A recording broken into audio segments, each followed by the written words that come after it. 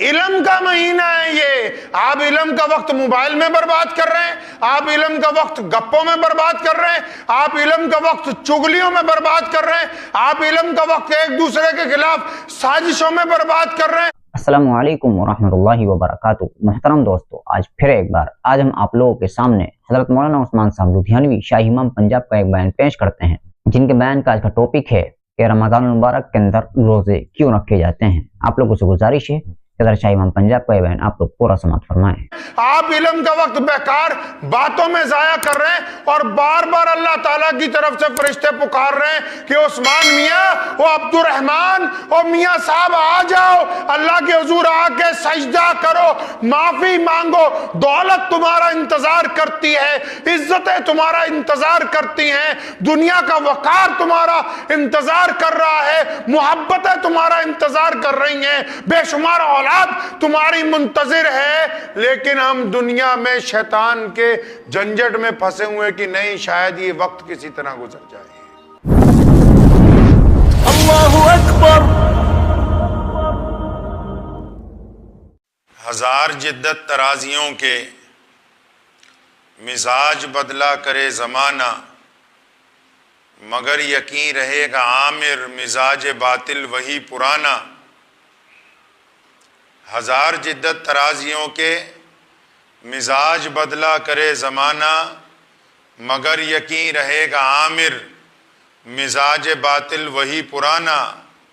ہماری غفلت کی انتہا کیا, ہماری ذلت کا کیا ٹھکانہ. ہماری غفلت کی انتہا کیا, ہماری ذلت کا کیا ٹھکانہ. تو پھر گناہ ٹھہرے عبادتیں بھی مجرمانہ. رمضان کریم جن لوگوں کے لیے اللہ تعالیٰ کا انعام ہے, جن کے لیے اللہ تعالیٰ نے اس میں خوشخبری رکھی ہے, وہ بڑی خوشنودی کے ساتھ رمضان کے ان دنوں کو گزار رہے ہیں.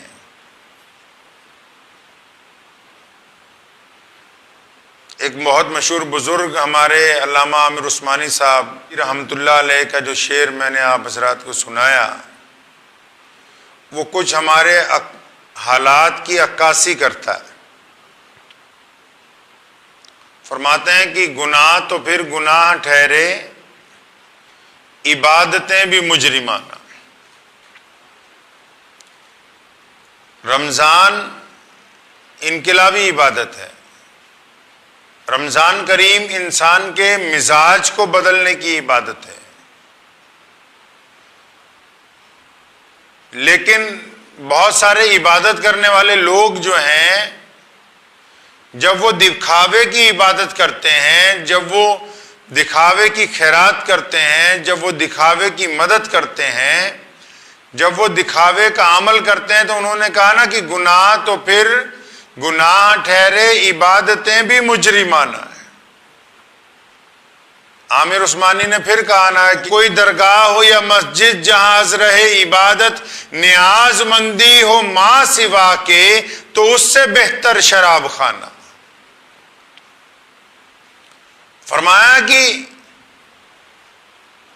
عبادت گاہ میں اگر اللہ کے علاوہ کسی اور کے نام کی نظر و نیاز ہو, یعنی کسی اور سے حاجتیں پوری ہونے کا گمان دل میں آ جائے, تو پھر وہ شراب خانہ ہی بہتر ہے. رمضان میں اعلان کیا گیا ہے اللہ کی طرف سے کہ ہم گناہوں کو معاف کر رہے ہیں. رمضان میں اعلان کیا گیا کہ ہم ایک ایک عبادت کا کئی کئی گنا اجر دیں گے. رمضان میں عرش آپ پہلے آسمان پر آ جاتا ہے اور پکار رہا جاتا ہے, روزانہ کی کوئی ہے جو اپنی حاجت منوانا چاہتا ہے, کوئی ہے جو بیماری سے شفا چاہتا ہو, کوئی ہے جو اپنی عزتیں چاہتا ہو, کوئی ہے جو اپنے گھر کے لیے خوشحالی چاہتا ہو. روزانہ صدائیں دی جاتی ہیں. اور بہت سارے لوگوں کا رمضان کیسے گزر رہا ہے, یہ بیچارہ موبائل لوگوں کے رمضان کو جہنم تک پہنچانے کا ذریعہ بن گیا. روزہ رکھ کے سارا دن اسی پر برباد کر رہے ہیں۔ رمضان ایک انقلابی عبادت ہے۔ تراویح پڑھتے ہیں رات کو عشاء کی نماز کے بعد آپ، تو ایک بندہ جب نماز تراویح میں ایک سجدہ کرتا ہے 1500 نیکیاں 5 سیکنڈ کے سجدے پر اللہ تبارک و تعالیٰ عطا فرماتے ہیں، نماز تراویح کے ایک سجدے کے اوپر۔ اور یہ وہ نعمتیں ہیں جو رسول اللہ صلی اللہ علیہ وسلم نے ہمیں عطا کی ہیں، کہ روزہ جو ہے آج سے صدیوں پہلے جب سب سے پہلا روزہ رکھا گیا تو آدم علیہ السلام کی اولاد میں ایک بادشاہ گزرا ہے، اس بادشاہ کے دور میں قحط پڑ گیا۔ ہماری پہلی امتوں پہ جب روزے فرض ہوئے، کیوں فرض ہوئے؟ وہ اس بادشاہ کے دور میں قحط پڑ گیا ملک کے ایک صوبے میں،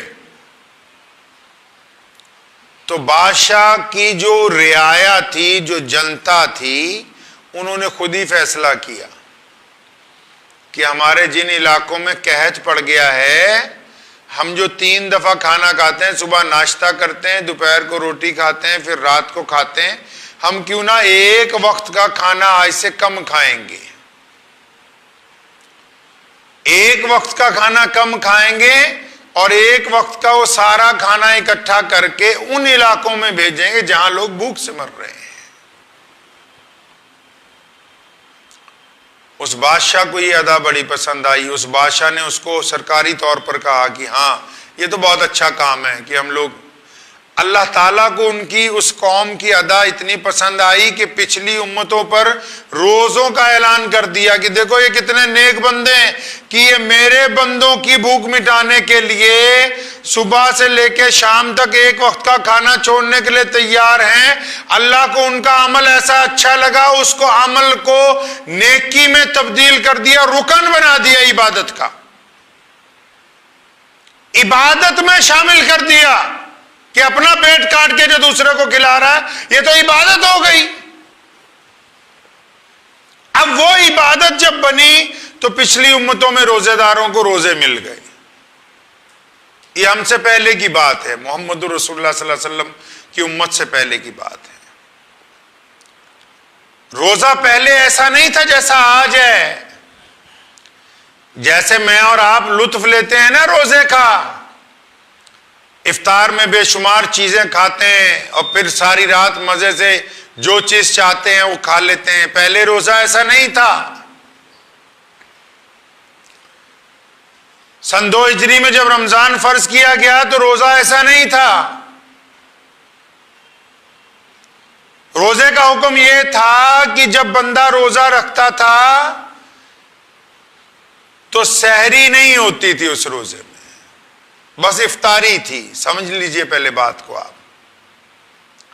سورج ڈوبنے کے بعد جب لوگ کھانا پینا کھاتے تھے، کھانا پینا کھا کے نماز وغیرہ پڑھ کے اگر تو آپ جاگ رہے ہیں تو کچھ کھا لیں، اگر آنکھ لگ گئی تو دوسرا روزہ شروع ہو گیا۔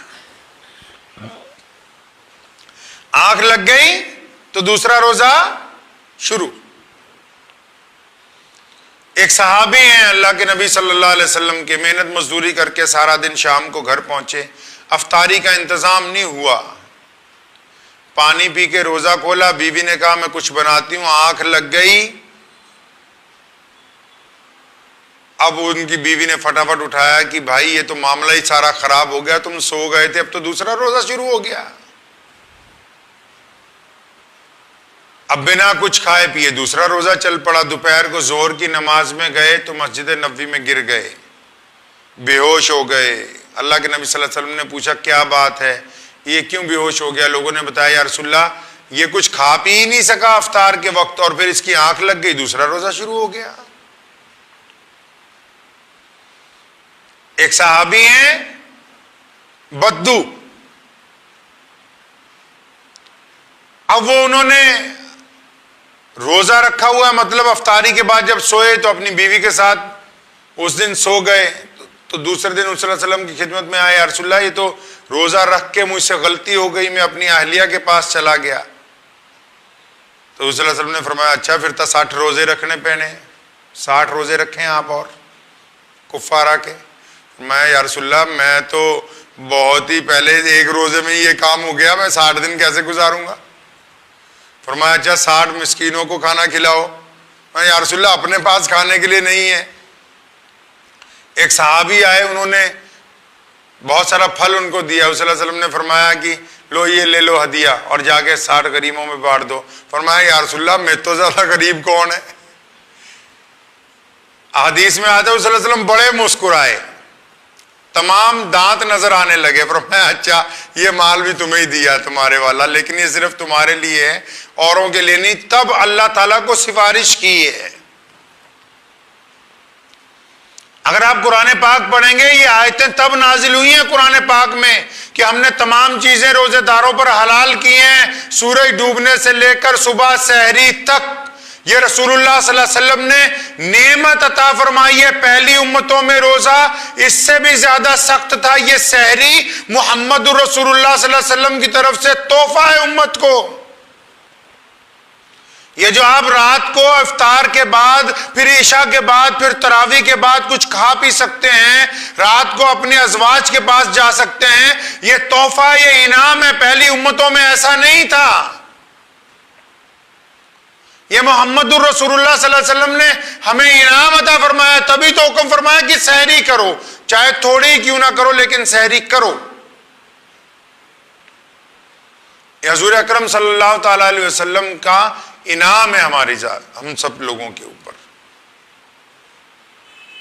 تو روزہ دار جو ہے، روزہ ایک انقلابی عبادت ہے۔ روزہ ایک ایسی عبادت ہے کہ انسان کو جو تبدیل کرتی ہے۔ جن کا دل سخت ہو، اس کا مطلب ابھی روزے نے اثر نہیں کیا ہے۔ رمضان جو ہے یہ نزول قرآن کا مہینہ ہے، اور کلہ قرآن پاک کے نزول کا مہینہ نہیں ہے۔ جتنی آسمانی کتابیں ہیں چاروں، جتنے انبیاء پر آئی ہیں، تمام کی تمام اسی رمضان المبارک میں نازل کی گئی ہیں۔ علم کا مہینہ ہے یہ۔ آپ علم کا وقت موبائل میں برباد کر رہے ہیں، آپ علم کا وقت گپوں میں برباد کر رہے ہیں، آپ علم کا وقت چگلیوں میں برباد کر رہے ہیں، آپ علم کا وقت ایک دوسرے کے خلاف سازشوں میں برباد کر رہے ہیں، آپ علم کا وقت بیکار باتوں میں ضائع کر رہے ہیں، اور بار بار اللہ تعالیٰ کی طرف سے فرشتے پکار رہے ہیں کہ عثمان میاں، وہ عبد الرحمان اور میاں صاحب آ جاؤ، اللہ کے حضور آ کے سجدہ کرو، معافی مانگو۔ دولت تمہارا انتظار کرتی ہے، عزتیں تمہارا انتظار کرتی ہیں، دنیا کا وقار تمہارا انتظار کر رہا ہے، محبتیں تمہارا انتظار کر رہی ہیں، بے شمار اولاد تمہاری منتظر ہے، لیکن ہم دنیا میں شیطان کے جھنجٹ میں پھنسے ہوئے کہ نہیں، شاید یہ وقت کسی طرح گزر جائے۔ یہ لوگوں کو عزت بانٹو، محبت چاہیے لوگوں کو محبت بانٹو، تعلقات چاہیے لوگوں میں تعلقات بانٹو، علم چاہیے لوگوں میں علم بانٹو۔ آپ جو چیز تقسیم نہیں کرنا چاہتے، وہ چیز آپ تک کیسے پہنچے بتائیں؟ آپ کو وہ کردار جو پیارے پیغمبر محمد رسول اللہ صلی اللہ علیہ وسلم نے ہمیں عطا کیا ہے، وہ لوگوں کے سامنے رکھنا ہوگا۔ بحیثیت مسلمان ہماری یہ ذمہ داری بنتی ہے، یہ ہماری ذمہ داری بنتی۔ میں پچھلی مرتبہ بھی آپ حضرات کو کہہ کے گیا تھا، آج دوبارہ آپ کو یاد دلاتا ہوں کہ نبی علیہ السلام کی سیرت کی بات ہو تو اپنے ہندو بھائیوں کو بلایا کریں، اپنے سکھ بھائیوں کو بلایا کریں، اپنے دلت بھائیوں کو بلایا کریں، جینی بھائیوں کو بلایا کریں، اور محمد رسول اللہ صلی اللہ علیہ وسلم کی جو ذات گرامی ہے، اللہ تعالیٰ نے قرآن پاک میں دو چیزوں میں کوئی تقسیم نہیں رکھی۔ اپنے آپ کو کہا کہ میں پورے عالم کا رب ہوں، اور اپنے نبی کو کہا کہ ان کو پورے عالم کے لیے رحمت بنا کر کے بھیجا گیا ہے۔ سبحان اللہ۔ آپ کا کردار مسجد والوں کو کم آنکنا ہے، آپ کے جو پڑوسی غیر مسلم ہیں ان کو زیادہ آنکنا ہے۔ آپ نے ان کے ساتھ کیا وتیرہ اختیار کیا اب تک؟ میں بڑا اس بات پر حیران ہوتا ہوں کہ بہت سارے حضرات اس موضوع پر گفتگو ہی نہیں کرتے۔ وہ ہمارے اپنے ہم وطن بھائیوں سے تعلقات کیسے ہیں؟ کبھی گفتگو تو کرو، اس میں جو کمی ہے اس کو دور تو کرو، اس میں جو رنجش ہے اس کو دور تو کرو کہ پیغمبر اعظم نے کہا کہ میں پوری دنیا کے انسانوں کو عزت بانٹنے کے لیے آیا ہوں۔ محمد رسول اللہ پوری کائنات کے لوگوں کو عزت دینا چاہتے ہیں، تو یہ کس طرح ہو سکتا ہے کہ کوئی محمد رسول اللہ کا امتی ہو، وہ مسلمانوں کے باہر دوسروں سے بات کرنے کے لیے تیار نہ ہو؟ اس کا مطلب محمد رسول اللہ کے دین کے معیار پر پورا نہیں اترا ہے۔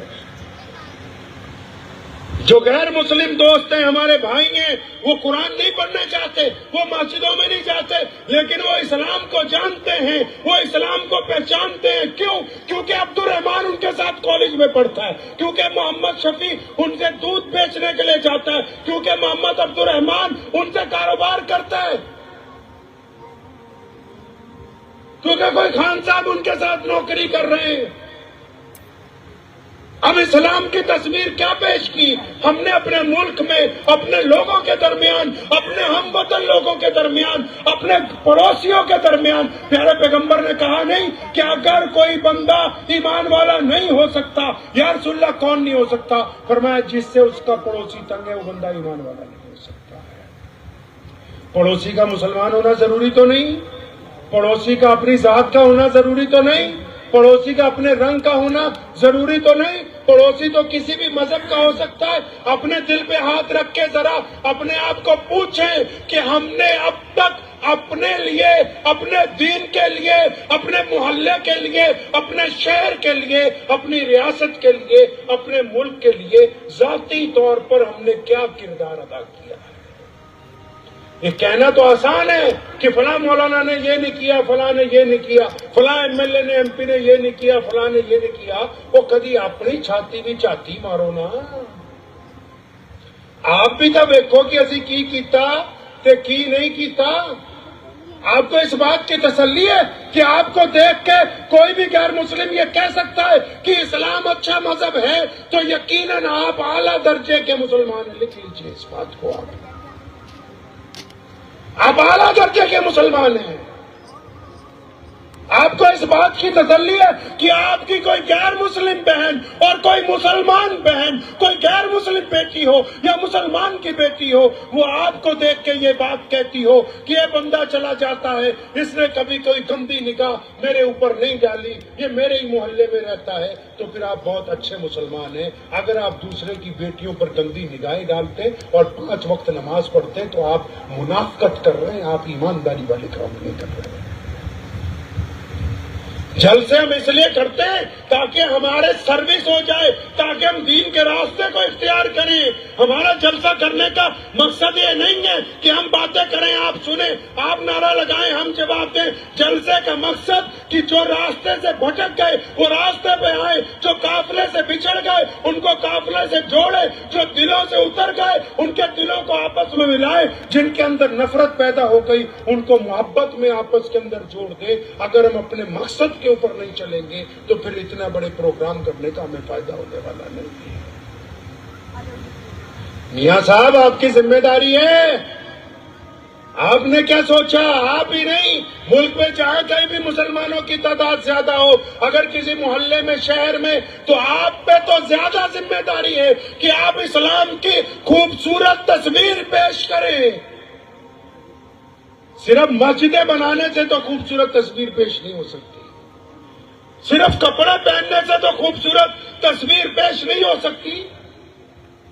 پتہ لگے، 2 صحابی رضی اللہ تعالی اجمعین، 2 صحابہ کو انہوں نے آ کے نبی علیہ السلام سے اجازت مانگی تھی، یا رسول اللہ ملیشیا جانا ہے۔ فرمایا جاؤ۔ کیا کرنے جانا ہے؟ کاروبار کرنا ہے۔ پیغمبر اعظم نے کہا بس اتنا کرنا کہ لوگوں کا بھلا کرنا۔ وہ دونوں گئے، دنیا کے 2 سب سے بڑے اسلامی ملکوں کی تاریخ پڑھیے کہ وہاں کوئی صحابی جنگ لڑنے نہیں گئے، وہاں کوئی لشکر کشی نہیں ہوئی، جا کے ایک جنرل سٹور کھولا، ایمانداری سے کام کیا، گاہکوں کو بھی فائدہ کیا، خود بھی 5 وقت نماز کے وقت اسٹور بند کرتے تھے۔ غیر مسلم آ کے پوچھتے تھے وہ اچھے لوگ کہاں ہیں جن کی دکان سے مال خریدتے ہیں، یہ دکان دن میں 5 دفعہ کیوں بند ہو جاتی ہے؟ انہوں نے کہا ہم رسول اللہ کے عاشق ہیں، ہمارا دین اسلام ہے، ہمارے دین نے کہا کہ بے ایمانی نہیں کرنی، ہمارے دین نے کہا ٹھگی نہیں مارنی، ہمارے دین نے کہا دودھ میں پانی نہیں ملانا، ہمارے دین نے کہا کسی کی بیٹی کی طرف آنکھ اٹھا کے نہیں دیکھنا، ہمارے دین نے کہا کہ حرام کا لقمہ حلق سے نیچے نہیں اتارنا۔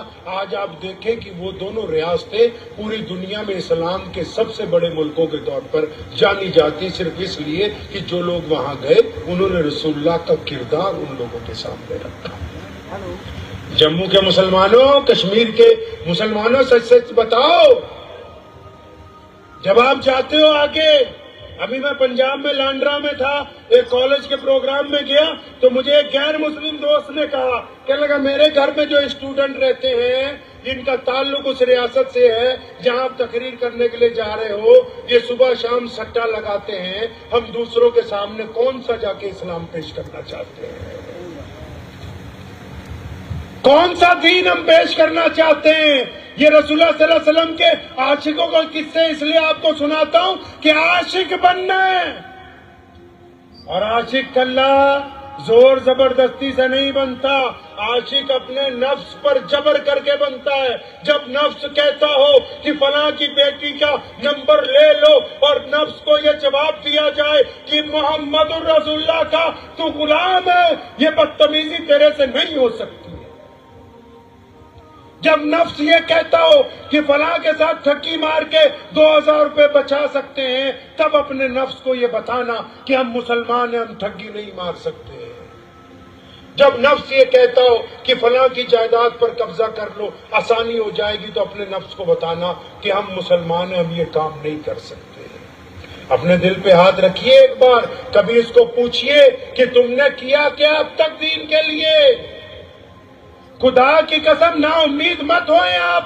اللہ تعالیٰ نے بار بار کہا کہ میں اپنے بندے کے ساتھ ہوں، اس کے گمان کے ساتھ ہوں، پھر یہ بھی کہا کہ میں اس سے محبت کرتا ہوں۔ آپ آج ارادہ کریں گے کسی بھی گناہ کو چھوڑنے کا، آج ارادہ کریں گے دین کا کردار بنانے کا، آج ارادہ کریں گے اچھائی کے اوپر چلنے کا، اللہ آپ کی نصرت کے اوپر آمادہ ہو جائیں گے، دنیا کی ساری طاقتیں آپ کی مدد کرنے کے لیے تیار ہو جائیں گی۔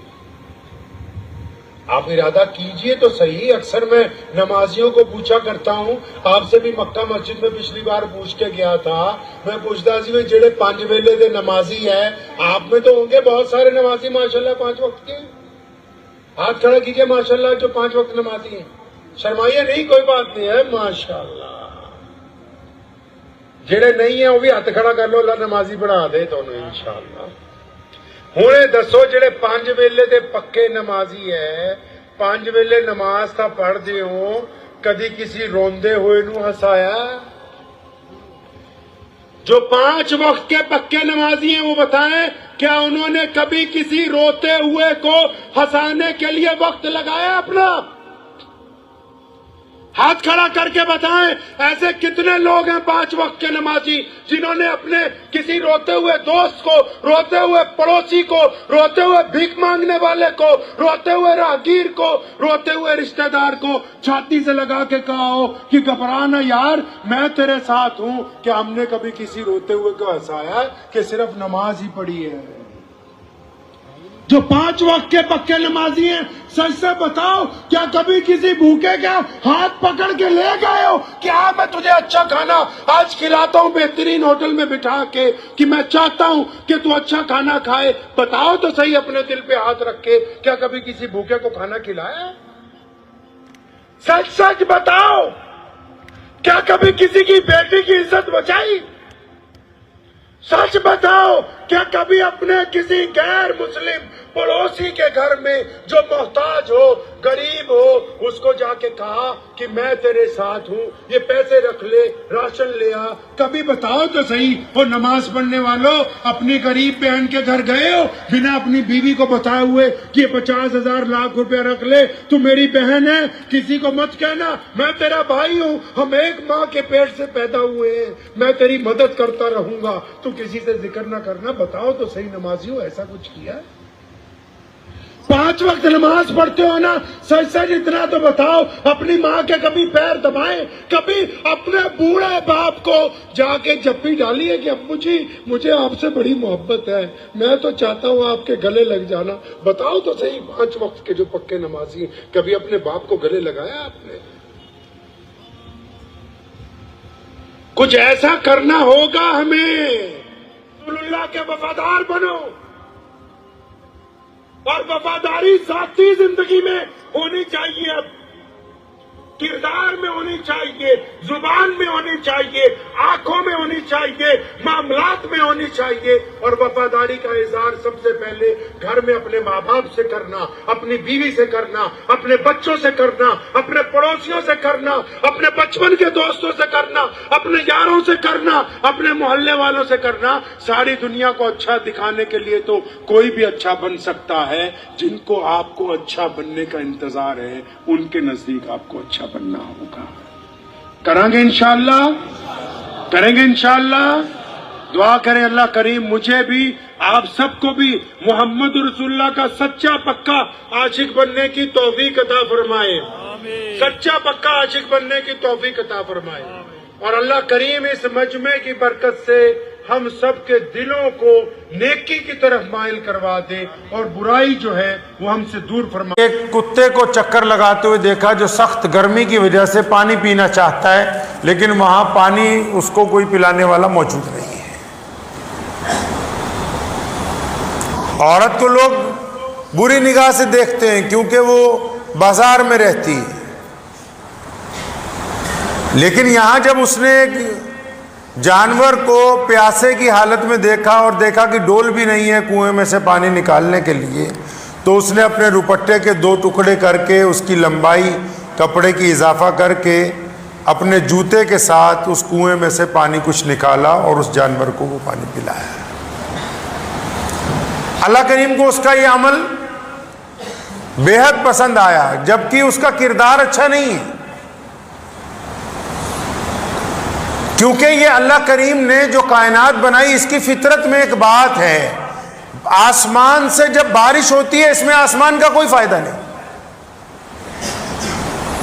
जमीन पर जब घास उगता है उसमें जमीन का कोई फायदा नहीं, दरख्त पर जब फल लगते हैं उनमें दरख्त का कोई फायदा नहीं। ये अल्लाह ताला का निज़ाम है। अल्लाह करीम ने जो चीजें बनाई, अल्लाह ताला चाहते हैं कि इन चीजों से दूसरों को फायदा पहुंचे। इसी तरह इंसान से भी अल्लाह करीम चाहते हैं कि बंदा मेरा हो, मखलूक मेरी हो, तो इससे फिर दूसरों को फायदा पहुंचे, ये लोगों को फायदा पहुंचाने वाला हो, नुकसान पहुंचाने वाला ना हो। इमाम गजाली रहमतुल्लाह अलैह बड़े मशहूर मुहद्दिस गुजरे, मुफस्सिर गुजरे, बहुत बड़े आलिम दीन थे। जब इंतकाल हुआ तो किसी दोस्त के ख्वाब में आए, उसने पूछा भी गजाली क्या बना, कि आपके पास तो बहुत सी दौलत थी दुनिया के अलावा दीन की, आपने बेशुमार अहादीस मुरत्तिब की हैं, कुरान पाक की तफसीर लिखी, सुबह से लेकर शाम तक लोगों को पढ़ाया, कुरान पाक हिफ्ज करवाया बच्चों को, गरीबों मिस्कीनों को जा जा के पढ़ाते थे, गली मोहल्लों में मस्जिदें आबाद की। गजाली सारी जिंदगी तो तुमने सिवाय दीन के कुछ किया ही नहीं, तो ये अल्लाह ताला को तेरा कौन सा ऐसा अमल है जो सबसे ज्यादा पसंद आया? तो इमाम गजाली ने उनको कहा कि यार जो सबसे ज्यादा अल्लाह करीम को अमल मेरा पसंद आया ना, वो ये है कि मैं एक दिन बैठा हुआ तफसीर लिख रहा था,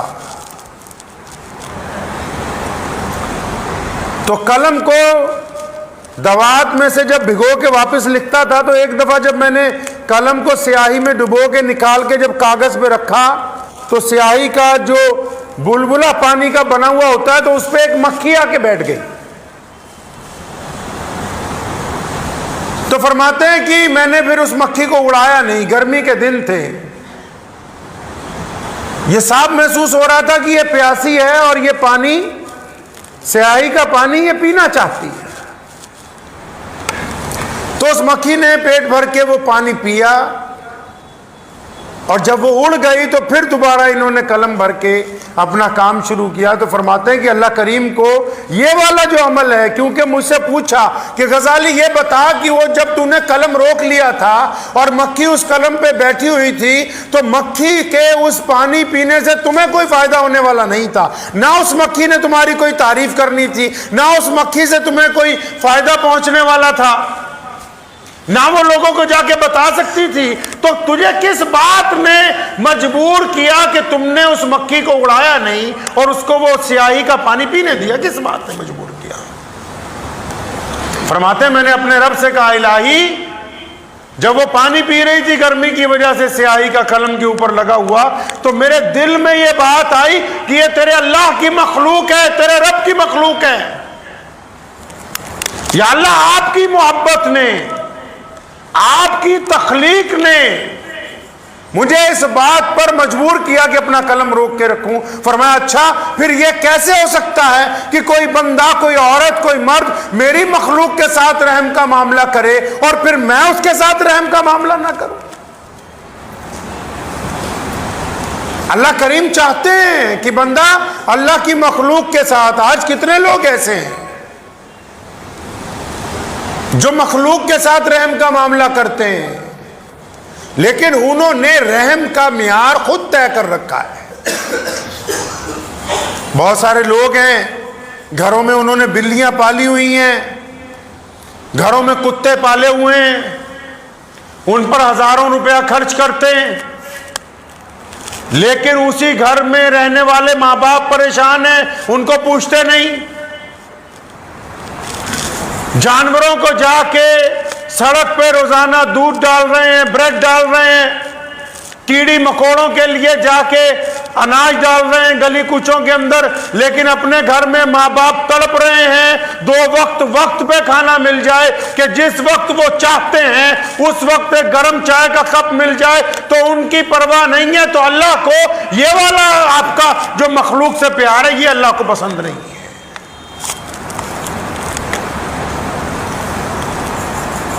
جا کے جانوروں کی مرہم پٹی کر رہے، ٹھیک ہے وہ کرنی چاہیے، لیکن آپ کے پڑوس میں جو رہتا ہے، آپ کو پتہ ہے پیارے محمد رسول اللہ صلی اللہ تعالی علیہ وسلم نے جس روز ارشاد فرمایا وہ ایمان والا ہو ہی نہیں سکتا. جب پہلی مرتبہ فرمایا، تمام صحابہ اکرام رضی اللہ تعالی اجمعین الرٹ ہو گئے کہ کس کی بات کرنے لگے. دوسری دفعہ نبی علیہ السلام نے پھر فرمایا، خدا کی قسم وہ بندہ مسلمان نہیں، وہ بندہ ایمان والا نہیں، وہ بندہ اچھا نہیں ہے. صحابہ کرام رضی اللہ تعالی اجمعین کے چہرے پہ فکر کے آثار نازل ہوئے، پریشانی کے، کہ پتہ نہیں کس کی بات ہوگی، کس کا نام لیا جائے گا، کس کو کہہ دیں گے. ابھی تک اظہار نہیں ہوا. تیسری دفعہ نبی علیہ الصلوۃ والسلام نے پھر ارشاد فرمایا کہ وہ بندہ ایمان والا نہیں ہے. سارا مجمع گھبرا گیا. کسی نے ہمت کر کے پوچھا بڑی آہستہ آواز میں، یا رسول اللہ کون بندہ ایمان والا نہیں ہے؟ فرمایا ہاں وہ ایمان والا نہیں ہے جس کا پڑوسی اس کے بدماشی کی وجہ سے، غنڈہ گردی کی وجہ سے تنگ ہوتا ہو اس سے. ہم تو اس کو گناہ ہی نہیں سمجھتے. اب اندازہ لگائیں، ہم اس گناہ کو گناہ ہی نہیں سمجھتے. تو اس بات کو ذہن نشین کر لیجئے کہ صلہ رحمی کا جذبہ رکھنا ہم پر لازم ہے، ضروری ہے. کریں گے انشاءاللہ تعالی. اپنے گریبان میں جھانکیے اطمینان سے، گھر میں جا کے اکیلے بیٹھ کے بس اتنا ضرور سوچئے، ہماری وجہ سے کتنوں کی آنکھوں میں آنسو آئے، آج تک ہماری وجہ سے کتنوں کا دل دکھا ہے، ہم نے کتنوں کو ٹھوکر ماری ہے. آپ کو یاد آ جائے گا. اور یہ دعائیں وہیں پہ رکی ہوئی ہیں. جب دعا کرتے ہیں نا ہم، اور آج کل تو لوگ مولویوں کے پاس جاتے ہیں، پیروں کے پاس، ولیوں کے پاس، دعا کر دیجئے حضرت، دعا کر دیجئے حضرت جی تو اللہ کے نیک بندے. اب جب دعا کرتے ہیں کہ یا اللہ یہ فلاں بندہ تیرا آیا ہے، اس کے اوپر اپنا کرم فرما، ساتھ ہی میں فرشتے پرچی بیچ میں لگا دیتے ہیں کہ الہی یہ اللہ والے جس کے لیے دعا مانگ رہے ہیں یہ ٹھگ ہے، یہ ماں باپ کا ظالم ہے، یہ بدماش ہے، یہ علماء کو گالیاں دیتا ہے، یہ جس کے لیے دعا مانگی جا رہی ہے اس نے بہن کا حق مار رکھا ہے. یہ جس کے لیے دعا مانگ رہے ہو یہ اپنے نوکر پر ظالم بنا ہوا ہے. یہ جس کے لیے دعا مانگ رہے ہو یہ اپنی بیوی کے چہرے پہ تھپڑ مارتا ہے. یہ جس کے لیے دعا مانگی جا رہی اس کے پڑوسی سے خوف زدہ ہیں. جب وہ شکایت نامہ بیچ میں پہنچتا ہے ساری کی ساری دعائیں وہیں کی وہیں دھری کی دھری رہ جاتی ہیں. ضروری نہیں کہ بے دین ہی پریشان ہے، نمازی بھی پریشان ہے، دیندار لوگ بھی پریشان ہیں، دل کو سکون ہی نہیں ہے. دل کو جس جگہ ہونا چاہیے اطمینان تسلی وہ ہے ہی نہیں. اچھے اچھے بڑے بڑے پہنچے ہوئے ولی جو آج کل اپنے آپ کو کہتے ہیں وہ پریشان ہیں. بھائی کیا بات ہو گئی؟ بات یہ ہے کہ ہمارے پیارے پیغمبر علیہ الصلوۃ والسلام نے ہمیں تربیت فرمائی، اپنی امت کو کہا کہ حقیقت کو پہچاننا ہے ہمیشہ. اپنی بیٹی سیدہ فاطمہ الزہرا رضی اللہ تعالی عنہ، کون فاطمہ؟ جو محمد الرسول اللہ کی لختے جگر ہیں، جو جنت میں تمام خواتین کی سردار ہیں. اس بات سے اندازہ لگا لو کہ کل قیامت کے دن جب اللہ کا دربار لگا ہوا ہوگا، جب فاطمہ نے گزرنا ہوگا تو اعلان ہوگا، تمام نبی و کتب غوث ابدال صحابی سب موجود ہوں گے. جب سیدہ فاطمہ کی سواری گزرے گی حکم ہوگا کہ اپنی اپنی آنکھیں جھکا لو کہ محمد الرسول اللہ صلی اللہ علیہ وسلم کی بیٹی گزرنے والی ہے. جن کو دنیا میں رسول اللہ نے بتا دیا کہ بیٹا میرے بعد سب سے پہلے تم نے مجھ سے آ کے ملنا ہے، جن کو یہ بتا دیا ہو کہ بیٹا تو جنت کی عورتوں کی سردار ہے، تیرے بچے جو ہیں جنت میں نوجوانوں کے سردار ہیں، ان کو بھی رسول اللہ صلی اللہ علیہ وسلم نے ایک دن فرمایا فاطمہ بیٹا ایک بات یاد رکھنا، اگر اللہ کریم حساب لینے پر آ گئے تو پھر اس کا حساب تو تمہیں خود ہی دینا پڑے گا. حقیقت سمجھا رہے ہیں محمد الرسول اللہ صلی اللہ علیہ وسلم. موسیٰ علیہ السلام کا آخری وقت آیا نا جب فرشتہ پہنچا.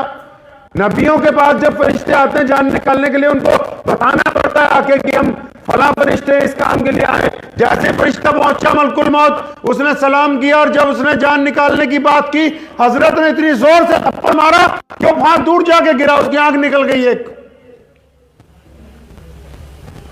اللہ کے قریبی تھے نا، اللہ سے باتیں کرتے تھے نا، موسیٰ کلیم اللہ تھے.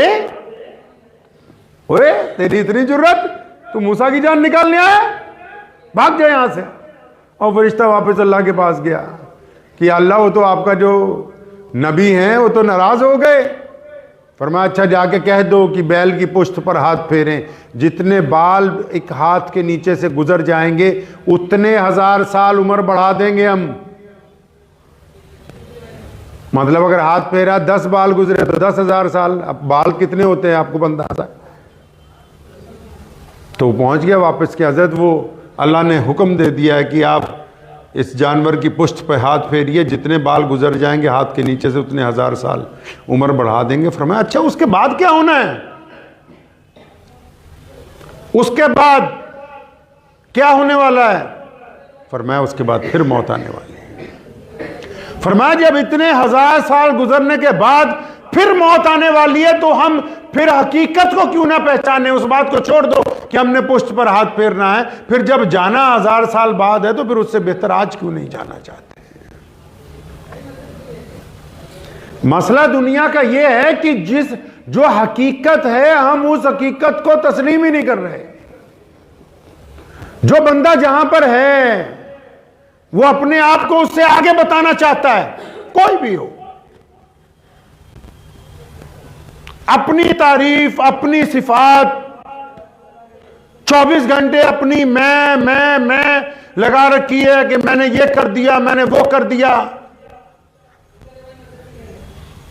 مسئلہ یہ پھنسا ہوا ہے گھر والوں کے ساتھ بھی کہ ابھی مان لو میں نے تم پہ احسان کیا ہے, تمہیں گھر بنا کے دیا, تمہارے لیے کھانے کا انتظام کر رہا ہوں, تمہارے لیے یہ کر دیا, بھائیوں کے لیے کر دیا, ماں باپ کے لیے کر دیا. جو لفظ میں ہے, جو نہیں ہے, وہ اپنے آپ کو بتانا چاہتا ہے. جو جس بھی مقام پہ ہے بندہ, اب وہ کیونکہ دوسرا مانتا نہیں ہے, اگر کہتا ہے مجھے مانو, اگلا کہتا ہے میں مانوں گا نہیں, مجھے تو بہت بڑا تو عالم مان ہوتا ہے, میں تو نہیں مانوں گا. اچھا جی تو مجھے بہت بڑا افسر سمجھو, کہتے جی میں تو نہیں سمجھوں گا. اب وہ اس چکر کے اندر پھنسے ہوئے ہیں کہ بھئی دوسرا بندہ ہمیں مان لے کسی طرح جو ہم نہیں ہیں, جو ہم نے اپنے اوپر خول بنا رکھا ہے, جو ہم نے خول بنا رکھا ہے اپنے اوپر, اس کو کسی طرح تسلیم کر لیا جائے. اب وہ دوسرا بندہ تو اس کو کبھی تسلیم کرے گا نہیں. اب پھر ہم پریشان ہیں ساری رات کہ اچھا فلاں نے ہمیں نہیں مانا, پھر اس لیے بھی پریشان ہیں کہ یار فلاں آگے کیوں جا رہا ہے, فلاں اتنی سامان کیوں لے آیا, فلاں نے گاڑی کیوں خرید لی, فلاں نے یہ کیوں کر لیا, فلاں ایسے کیسے بن گیا. آپ نے بنایا ہے. وہ کوئی بندہ کار میں جا رہا ہو نا, خود بندہ پھٹے پہ بیٹھا ہوتا ہے, اور یار آ دیکھو یہ منہ تے گڈی, مطلب کہتا ہے اس کی شکل دیکھو, یہ گڈی خرید ہے, گڈی جو کہے گا نہیں. اب تو اللہ کی تقسیم کے اوپر اپنے آپ کو حاوی سمجھتے ہو. اللہ بہتر جانتے ہیں کس کو کیا دینا تھا, کہ تم بہتر جانتے ہو. اگر تیری اتنی اچھی شکل ہوتی, تو نا گاڑی پہ بیٹھا ہوتا, تو پھٹے پہ بیٹھا ہے, وہ گاڑی میں جا رہا ہے. لوگوں کو جو کچھ اللہ کریم نے عطا فرمایا, وہ اللہ کریم نے اپنے فضل سے جس بھی بندے کو, اگر کوئی بندہ کسی مقام پر بھی ہے تو اس میں اس کا کوئی کمال نہیں ہے. نوٹ کر لیجئے اس بات کو. اگر محنت سے, علم سے, رتبے سے, نسل سے, اگر ان چیزوں کی وجہ سے عزت ملتی, دولت ملتی, اگر محنت کی وجہ سے ملتی, تو سب سے زیادہ پیسہ دہاڑی دار مزدور کماتا, جو صبح کو اینٹیں ڈھونے شروع کرتا اور شام ہو جاتی ہے اس کو. لیکن دنیا میں دیکھیے, انگوٹھا ٹیکوں کے آگے بڑے بڑے افسر پانی بھر رہے ہیں, ان کی کمپنیوں میں ملازم ہیں. کمپنیوں میں جائیے, کمپنی کا چیئرمین انگوٹھا ٹیک ہوتا ہے, اور مینیجنگ ڈائریکٹر پتہ نہیں کتنی 1000 ڈگریاں اس کے پاس, لیکن وہ اس کے ماتحت ہیں.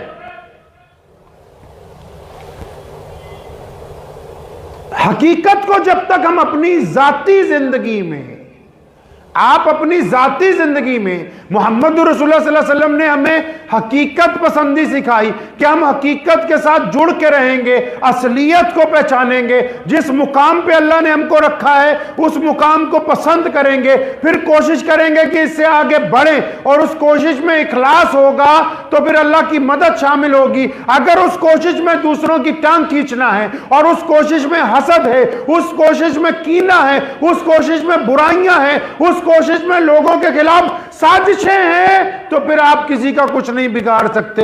جہاں پر ہیں آپ کو اس سے بھی ایک پائیدان پیچھے چلے جانا ہے, اس پائیدان سے بھی پیچھے چلے جانا ہے. عمر بن خطاب رضی اللہ تعالیٰ عنہ کا مشہور قصہ ہے, مشہور واقعہ ہے. عرب میں آج بھی رواج ہے, جب بہت دوپہر ہوتی ہے تو لوگ ایک دوسرے سے ملنے نہیں جاتے. دوپہر کو مارکیٹیں بند ہو جاتی ہیں اب بھی, گرمی کی شدت کی وجہ سے.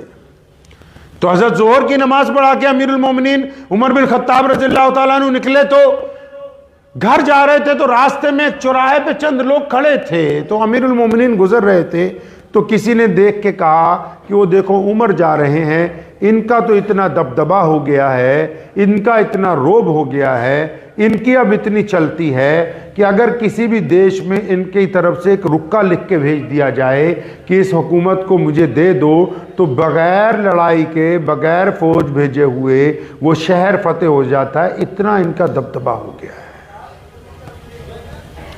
گھر پہنچے, کھانا کھایا, آرام نہیں کیا, بڑے بے چین ہو گئے, پریشان ہو گئے. واپس آئے مسجد میں. اس وقت مسلمانوں کی مسجدیں ہی مسلمانوں کی سیاست گاہ ہوتی تھی. یہ تو آج کا کم وقت پردھان بتاتا ہے کہ مسجد میں بیٹھ کے بات نہ کرنا کہ کس کے حق میں جائیں گے سیاست میں، کس کے حق میں نہیں جائیں گے۔ یہ تو اب مولویوں نے اور لیڈروں نے مل کے رواج ڈالا کہ اسلام کو الگ کرو، سیاست کو الگ کرو، تاکہ یہ سیاست کے میدان میں ذلیل ہو جائیں، رسوا ہو جائیں، ان کو پوچھنے والا کوئی نہ ہو۔ یہ تو اب رواج ڈالا اس ملک میں ہم نے۔ اس دور میں سب کچھ مسجد میں ہوتا تھا، نماز بھی مسجد میں، حکومت بھی مسجد میں، سیاست بھی مسجد میں، این جی او بھی مسجد میں، خیراتی ادارہ بھی مسجد میں، یتیموں کی کفالت بھی مسجد میں، تعلیم بھی مسجد میں، مسکینوں کی مدد بھی مسجد میں، لوگوں کے نامے وظیفے بھی مسجد سے۔ اس وقت سب کچھ مسجد میں ہوتا تھا۔ تو حضرت واپس پہنچ گئے مسجد واپس۔ دوپہر کوئی کیبنٹ کی میٹنگ بلا لی، بڑے بڑے صحابہ اس میں تھے، حضرت ابو ایوب انصاری رضی اللہ تعالیٰ عنہ جیسے لوگ، فقراء صحابہ سیدنا ابو ذر غفاری رضی اللہ تعالیٰ عنہ، امیر المومنین سیدنا عثمان بن عفان اور مولا علی کرم اللہ وجہ جیسے لوگ، دوپہر کوئی کیبنٹ کی میٹنگ بلا لی۔ اب اس دور میں کیبنٹ کی میٹنگیں ہوتی رہتی تھی عمر رضی اللہ تعالیٰ عنہ کی، بار بار کہ آج فلاں ملک فتح ہوا، آج فلاں جگہ گورنر لگانا ہے، آج فلاں گورنر اتارنا ہے، آج فلاں شہر نیا بسانا ہے، آج فلاں قلعہ جو ہے وہ مل گیا، روز میٹنگیں ہوتی رہتی تھی۔ اب اتنی دوپہر کو جب میٹنگ بلائی تو وہ سارے کیبنٹ میں جتنے صحابہ رضی اللہ تعالیٰ اجمعین تھے وہ بڑے حیران ہوئے کہ یار اتنی دوپہر کو کون سی ایمرجنسی پڑ گئی ہے۔ اب جب وہ سب آ گئے، دھیان سے سننا اس واقعے کو، یہ آپ سب کے لیے، جب سارے صحابہ آ گئے جو کیبنٹ میں تھے تو عمر رضی اللہ تعالیٰ عنہ ممبر پہ کھڑے ہوئے۔ کیا کہہ رہے ہیں کھڑے ہو کے؟ اور فرمایا جب میں تو چھوٹا تھا، 10-12 سال کا تھا، مکے میں جب قحط پڑ جاتا تھا تو میری ماں جو ہے مجھے اپنی بہن کے گھر بھیج دیتی تھی، موسی کے گھر، اس کے گاؤں جہاں وہ بیائی ہوئی تھی۔ کہتی تھی جب میں وہاں، کہتے ہیں فرماتے ہیں کہ جب میں وہاں پہنچتا تھا تو اس گھر کے لوگ کہتے تھے لو دیکھو مکے کے بھوکڑ آ گئے، کیونکہ مکے میں قحط پڑ جاتا تھا گرمیوں میں، تو مجھے وہاں بھیج دیتی تھی گاؤں۔ تو فرماتے ہیں کہ میری موسی کا میاں مجھے دیکھ کے کہتا تھا یہ مکے کے بھوکڑ آ گئے ہیں، اب یہ یہیں رہے گا 2 مہینے، مفت کی توڑے گا۔ تو اس نے مجھے اپنے اونٹ پکڑا دینے سارے 20-25 اور مجھے صبح کو بھیجنا جنگل میں کہ ان اونٹوں کو چراؤ۔ فرمایا میں شام کو آتا تھا تو مجھے 1 مٹھی کھجوروں کی یا کبھی 1 مٹھی کشمش کی جو ہے وہ دیا کرتا تھا۔ تو صحابہ نے کہا امیر المومنین یہ جو آپ قصہ سنا رہے ہیں نا، یہ تو ہمیں پتہ ہی ہے، ہم بھی وہیں رہتے تھے مکے میں، ہمیں پتہ ہے کہ کیا ہوتا تھا تمہارے ساتھ۔ اور فرمایا نہیں یار تمہیں پوری بات نہیں پتا، میرے ابا نے ایک دن مجھے کہا کہ عمر یہ اونٹ ذرا لائن میں لگاؤ، کوئی بیپاری آنے والا ہے۔ تو 5-7 اونٹ تھے، فرماتے میں نے 1 اونٹ کو لائن میں کھڑا کیا، پھر دوسرے کو کھڑا کیا، جب تیسرے کو کھڑا کیا تو پہلے والا اپنی جگہ سے بھاگ گیا۔ فرمایا میں نے پہلے والے کو پکڑ کے کھڑا کیا، جب چوتھے کو لگایا تو تیسرا نکل گیا بیچ میں سے، پھر تیسرے کو لگا کے 5ویں کو پکڑا، دوسرا بھاگ گیا۔ تو فرمایا میرے ابا مجھے دیکھ رہے تھے بہت دیر سے، جب میں 5 اونٹ لائن میں نہیں نہ لگا سکا تو وہ آئے میری گردن پہ ایک چپت ماری اور فرمایا تجھے اتنی تمیز نہیں کہ 5 اونٹ تیرے سے لائن میں نہیں لگ رہے۔ صحابہ نے کہا اے امیر المومنین ہمیں یہ بھی بات پتا ہے، آپ کا مطلب کیا ہے؟ تو سیدنا عمر رضی اللہ تعالیٰ عنہ رونے لگے۔ فرمایا میں گزر رہا تھا نا، لوگوں نے کہا عمر کا بڑا دبدبہ ہے، عمر کا بڑا روب ہے، تو میں تمہیں اس لیے دوپہر کو بلایا کہ تمہارے سامنے اپنی اوقات یاد کر سکوں کہ جب ہم مسلمان نہیں تھے، جب تک رسول اللہ نہیں آئے تھے، جب تک ہمارے پاس ایمان نہیں تھا تو عمر سے تو 5 اونٹ لائن میں نہیں لگتے تھے، آج 22 لاکھ مربع میل کے اوپر عمر حکمرانی کر۔ نعرہ تکبیر! نعرہ تکبیر! نعرہ تکبیر! دین اسلام! نعرہ نبوت! نعرہ تکبیر! हकीकत को नहीं छोड़ा। एक दिन जुमा पढ़ाने के लिए पहुंचे, कुछ देर हो गई, दरवाजे पे सैयदना अबू ज़र गफ्फारी रज़ियल्लाहु ताला अन्हु थे, बड़े जलीलुल कदर साहबी हैं, फुकराए सहाबा में से हैं, हजारों लाखों रुपए भी जब किसी ने दिए 1 घंटे में लुटा दिए, 1 घंटे में बांट दिया करते थे, खुद फाके से जिंदगी गुजारी। तो उमर देर से पहुंचे, डांटा, वो फरमाया तेरे नौकर हैं, तू देर से आया है जुमा पढ़ाने के लिए। तो सैयदना उमर फारूक रज़ियल्लाहु ताला अन्हु खड़े हुए, वो फरमाया मेरी गलती नहीं है, मेरे कपड़े जो हैं गीले थे, एक ही जोड़ा है मेरे पास, हाथ लगा के देख लो अभी भी गीले हैं। हम लोग इसलिए परेशान हैं, ये दुनिया में जितने लोग हैं क्यों परेशान हैं? बड़ी बड़ी कोठियों वाले, महलों वाले, आम लोग सारे क्यों परेशान हैं? हम कहते हैं लोग हमारे वजूद से आगे जाके मानो हमें, हम हकीकत को नहीं पहचानने के लिए तैयार। जो जिस हकीकत में अल्लाह ने हमें पैदा किया, जिन हालात में हम रहते हैं, जो हमारे माँ बाप हैं, हम तो दूसरे के खूबसूरत माँ बाप को देख के अपने माँ बाप को माँ बाप कहने के लिए तैयार नहीं, दूसरे के अच्छे घर को देख के अपने घर को घर दिखाने के लिए तैयार नहीं। अल्लाह ताला ने जिस हालत में जिसको रखा है वो तब भी लाखों करोड़ों लोगों से बेहतर है। दिल बेचैन है, परेशान है कि यार रिश्तेदार मान लें किसी तरह, मुझे मेरे मोहल्ले वाले मान लें कि मैं बहुत चीज बन गया हूं, शहर वाले मान लें, मनवाने वाली जात तो अल्लाह की है, आपके मानने ना मानने से कुछ नहीं होगा। नमाजियों के दिल परेशान है, अरे मान लो मोहल्ले वालों में 5 वक्त का नमाजी हूं, अजी मैं तहज्जुद पढ़ रहा, मैंने तो इशराक की नमाज पढ़ी, आज रात तहज्जुद पढ़ने आया था, सारी रात परेशान रहा, लोटा नहीं मिला, जानमाज नहीं मिला। मतलब तू दुनिया को बताना चाहता है कि मैं नमाजी हूं। दिल मुतमईन नहीं है, दिलों का रोग लगा हुआ है। दिल को भी 2 तरह के रोग लग जाते हैं ना, एक तो ज्यादा कौरमे बिरयानियां खाने से इसकी ब्लॉकेज बढ़ जाती है इसमें ना,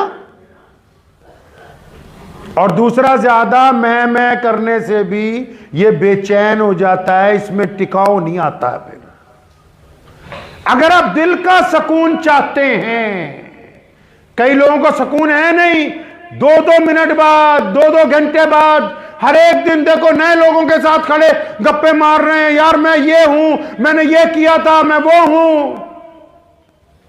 अगर किसी को देखना हो कि बंदा ढंग का है या बेईमान है, ईमानदार है नहीं है, खानदानी है या गैर खानदानी है, सबसे पहले यह पता करो कि इसके यार कितने पुराने हैं। अगर तो यार वही हैं जो बचपन में थे, तब तो ईमानदार भी है, खानदानी भी है। अगर ये नए नए यार बनाता है तो ये बदतरीन कमीना इंसान है। बुल्ले शाह ने कहा ना कि नवे नवे ना यार बनाइए, वांग कमीने आ लोका, नवे नवे दोस्त बनाता है।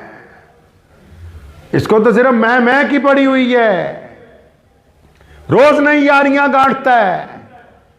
किसी मस्जिद में जाते हैं हम लोग पूरे मुल्क में, तो मस्जिद की हालत देख के भी पता लग जाता है। अगर तो इमाम, अब ये हो सकता है ये गुफ्तगू किसी को अच्छी ना लगे, अगर तो इमाम 25-30 साल पुराना है, फिर तो पता लगता है कमेटी पढ़े लिखे लोगों की है, दानिश्वरों की है। जहां हर 15 दिन बाद, 2 महीने बाद, 6 महीने बाद इमाम बदल रहा है, तो कम से कम कमेटी भी कभी पढ़े लिखे लोगों की बदल के देख लो, जो कम से कम इंसान बन के मस्जिद को चला ले।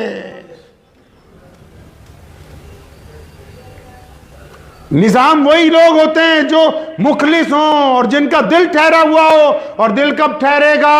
अल्लाह के जिक्र के साथ। अल्लाह ने कुरान में वाज़ेह तौर पे कहा, आप चाहे पहाड़ों में घूम लो, आप जमीन के खित्तों में घूमो, आप समुंदर की गहराइयों के अंदर चले जाओ, हवा में पैराशूट लेके गोते लगाते रहो, चाहे बाजारों के अंदर खरीदारी करते रहो, बेहतरीन आइसक्रीमें खाओ, अच्छी कॉफी शॉप पे जाओ, नमे नमे यार बनाओ, बेइंतहा काम करो, लेकिन आपको सुकून नहीं मिलेगा।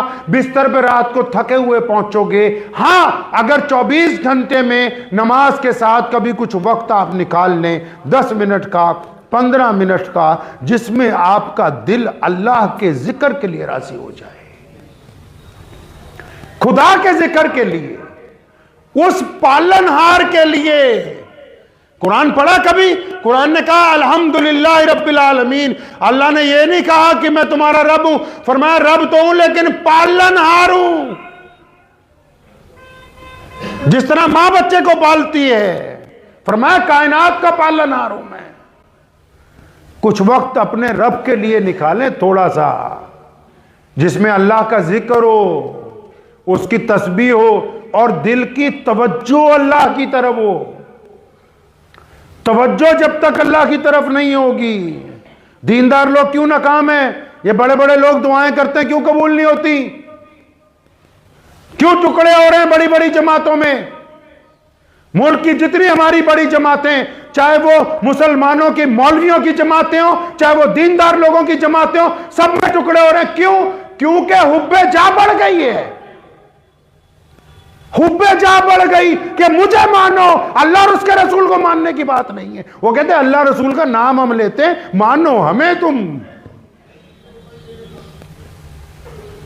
جب تک بندہ عبادت کے دوران بھی، یہ بیماری صرف دنیا داروں کو تھوڑی لگی ہوئی کہ میں کر رہے ہیں، دینداروں کے اندر بھی یہی بیماری پھنسی ہوئی ہے. جی میں نماز پڑھ رہا ہوں، میں تفسیر کر رہا ہوں، میں قرآن پڑھ رہا ہوں، میں نے تہجد پڑھی، میں نے مسجد بنائی، میں نے مدرسے میں یہ دیا، میں نے وہ کیا. اب جب تم نے میں ہی کرنی ہے تو بقرہ عید کا انتظار کرو، چھری تیار ہے اس میں کے اوپر پھرنے کے لیے. پھر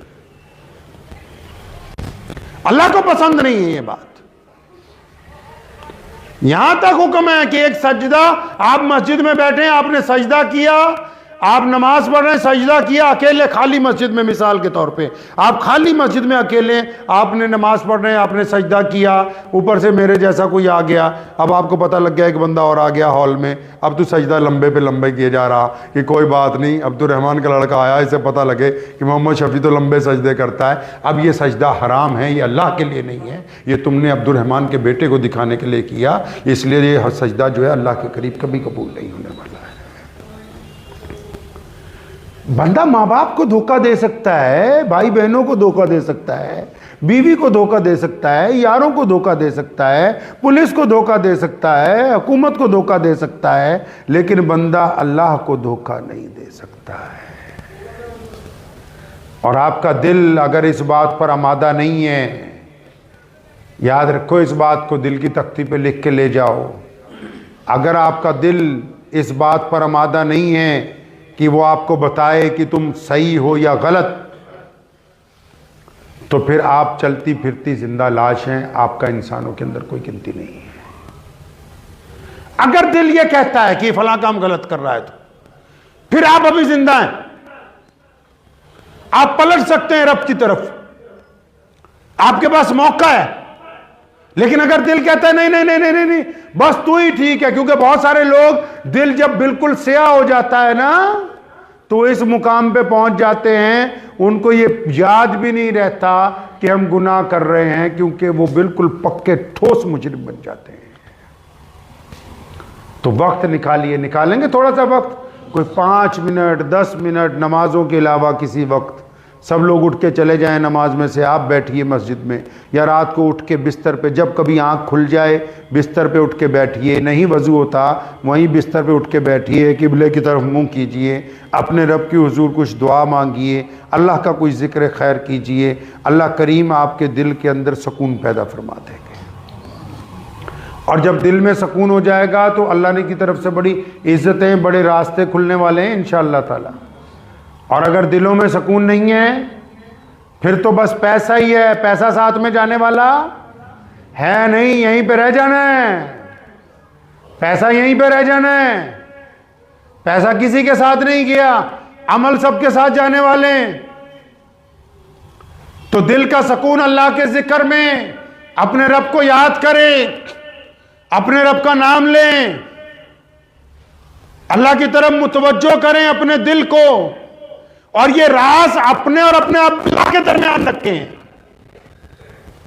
جس طرح آپ سوچتے نا کئی گناہ چھپا لیں کسی کو پتہ نہ لگے، اس طرح اگر آپ اپنی اور کائنات میں جتنی ایسی طاقتیں ہیں جو انسان کو انسان نہیں سمجھنا چاہتی، دنیا میں جتنے ایسے لوگ ہیں جو جاگیردارانہ نظام چاہتے ہیں، دنیا میں ایسی جتنی طاقتیں ہیں جو انسان کو اپنی جوتی کے نیچے دبا کے رکھنا چاہتی ہیں،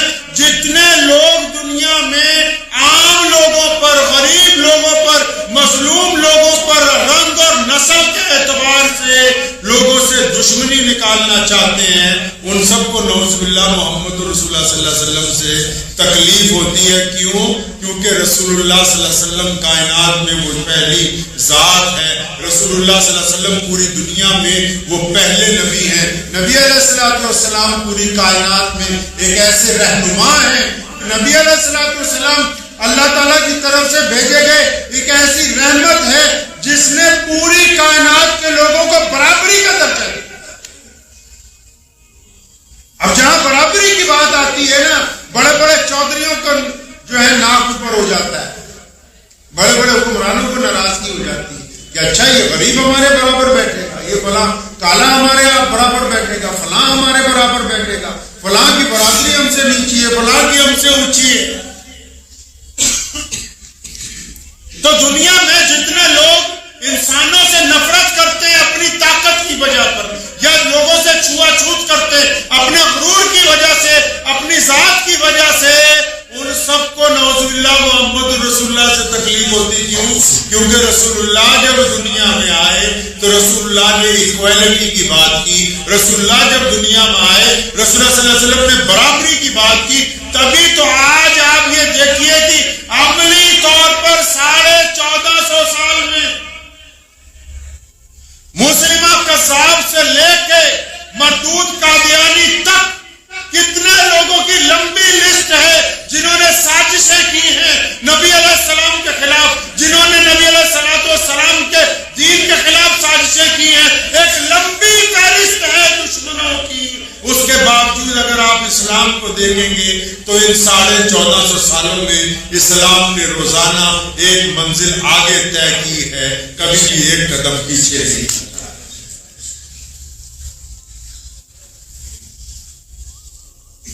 کیوں؟ ایسا کیوں ہے کہ نبی علیہ السلام کا یہ دین اتنی سازشوں کے باوجود، اتنی تخریب کاریوں کے باوجود، تاج ختم نبوت صلی اللہ علیہ وسلم کے اندر غدار آ گئے، منافقین آ گئے، اس کے باوجود اسلام ترقی پذیر ہے اور محمد رسول اللہ صلی اللہ علیہ وسلم کا تاج اسی طرح جگمگا رہا ہے، تو ابد سے ہے اور ازل تک رہے گا. کیونکہ نبی علیہ السلام اسلام کی بنیاد ہے. بہت سارے لوگ جو مسلمان نہیں ہیں اور بہت سارے لوگ جو مسلمان بھی ہیں، وہ بعض اوقات یہ سمجھتے ہیں کہ مکے میں جو مسجد ہے اس کی وجہ سے اسلام دنیا میں چل رہا ہے، یا بیت اللہ کی طرف ہم لوگ منہ کر کے نماز پڑھتے ہیں اس لیے اسلام دنیا میں چل رہا ہے، یا ہمارے پاس قرآن پاک جیسی مقدس کتاب ہے اس لیے اسلام پوری دنیا میں چل رہا ہے، یا ہمارے پاس لاکھوں مساجد مدارس ہیں اس لیے اسلام پوری دنیا میں چل رہا ہے، یا ہمارے پاس بڑے بڑے مولوی شیخ الحدیث ہیں اس لیے اسلام پوری دنیا میں چل رہا ہے. یہ سب چھوٹی وجوہات ہیں. پوری کائنات میں اسلام اس لیے آج تک قائم ہے اور اس لیے قیامت تک قائم رہے گا کیونکہ محمد رسول اللہ کہ یہ صلی اللہ علیہ وسلم کی اقتدا کرنے والے لوگ، محمد رسول اللہ کی اتباع کرنے والے لوگ محمد رسول اللہ سے اپنی جان سے زیادہ پیار کرتے ہیں، اور یہ محبت کا نتیجہ ہے کہ اسلام پوری دنیا کے اندر قائم ہے. مجھے ایک صاحب نے پوچھا کہ قادیانیوں کے ساتھ بات چیت ہو سکتی ہے، تو میں نے انہیں دنیاوی طور پر سمجھانے کے لیے ایک بات پوچھی. میں نے کہا اگر کوئی تمہارے باپ کو برا کہے تو اس کے ساتھ بیٹھ کے بات کرتے ہو؟ کہتے نہیں، اس سے کیسے بات ہو سکتی ہے جو نعوذ باللہ ہمارے، اگر آپ کی ماں کو کوئی برا کہے تو اس سے بیٹھ کے بات کر سکتے ہو؟ اگر کوئی کاروبار میں آپ کو بار بار کاروبار میں ڈاکہ ڈالے، آپ کے کاروبار کو نقصان پہنچائے، کیا تم اس کے ساتھ معاملات رکھ سکتے ہو؟ اور اگر کوئی تمہارے بچوں سے دشمنی کرتا ہو تو کیا اس کے ساتھ معاملہ رکھ سکتے ہو؟ کہنے لگا بالکل نہیں رکھ سکتے. تو پھر سنو محمد رسول اللہ صلی اللہ علیہ وسلم نے کیا فرمایا؟ فرمایا ایمان والا وہ ہے، ایمان والا وہ ہے، مسلمانہ ایمان والا ہے ہی وہ. فرمایا یا رسول اللہ کون ہے ایمان والا؟ فرمایا جو مجھے یعنی محمد رسول اللہ کو اپنی جان سے زیادہ، اپنے مال سے زیادہ، اپنی اولاد سے زیادہ، اپنے ماں باپ سے زیادہ، فرمایا حتیٰ کہ اپنی جان سے زیادہ جو محمد رسول اللہ سے پیار کرتا ہے بس کوئی ایمان.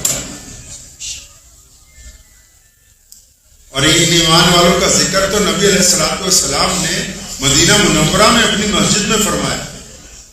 یہ جو اب پوری دنیا میں مسلمان ہیں بڑے خوش قسمت لوگ ہیں. نبی علیہ السلام نے صحابہ سے پوچھا کہ تمہیں پتا ہے کہ افضل مسلمان کون سے ہوں گے؟ فرمایا یا رسول اللہ ہمیں نہیں پتا. فرمایا وہ جنہوں نے مجھے نہیں دیکھا ہوگا، ابو بکر کو، عمر کو، عثمان کو، مولا علی کو، عبداللہ ابن زبیر کو، ابو ہریرہ کو، خالد ابن ولید کو. فرمایا جنہوں نے دیکھا ہی نہیں ہوگا ہم کو، اور جن کی اکثریت نے مکہ اور مدینہ منورہ بھی نہیں دیکھا ہوگا، لیکن فرمایا وہ مجھے اپنی جان سے زیادہ پیار کیا ہے. اسلام محمد رسول اللہ صلی اللہ علیہ وسلم سے عشق کی وجہ سے قائم ہے پوری کائنات. دنیا کی تمام تر طاقتیں مل کے کچھ بھی کر سکتی ہیں، لیکن کسی ایک ایمان والے کی رگوں میں سے محمد رسول اللہ کا نام نہیں نکال سکتی.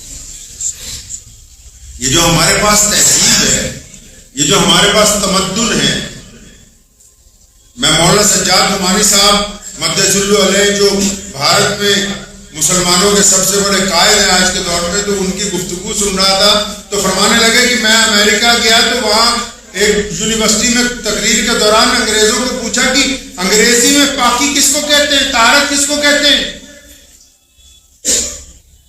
حیرت کی بات ہے کہ ان کی ڈکشنری میں اس کا کوئی انگریزی معنی ہی نہیں ہے.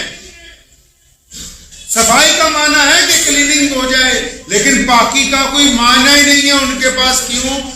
کہ ان کے پاس پاکی کا تصور ہی نہیں ہے. یہ اعلیٰ ترین دین محمد رسول اللہ نے یہ محمد رسول اللہ نے عطا فرمایا. صاف ہونا اور بات ہے، پاک ہونا اور بات ہے، عقیدت ہونا اور بات ہے، عشق ہونا اور بات ہے. محمد رسول اللہ صلی اللہ علیہ وسلم سے پوری کائنات کے لوگ عقیدت رکھتے ہیں، لیکن محمد رسول اللہ سے پوری کائنات کے مسلمان عشق کرتے ہیں. اور اس عشق کی وجہ ہے کہ الگ الگ رنگ اور نسل کے ہونے کے باوجود، الگ الگ ذات اور برادریوں کے ہونے کے باوجود، محمد رسول اللہ کا جب نام آتا ہے تو پوری کائنات کے مسلمانوں کا دل ادب کے ساتھ جل جائے گا.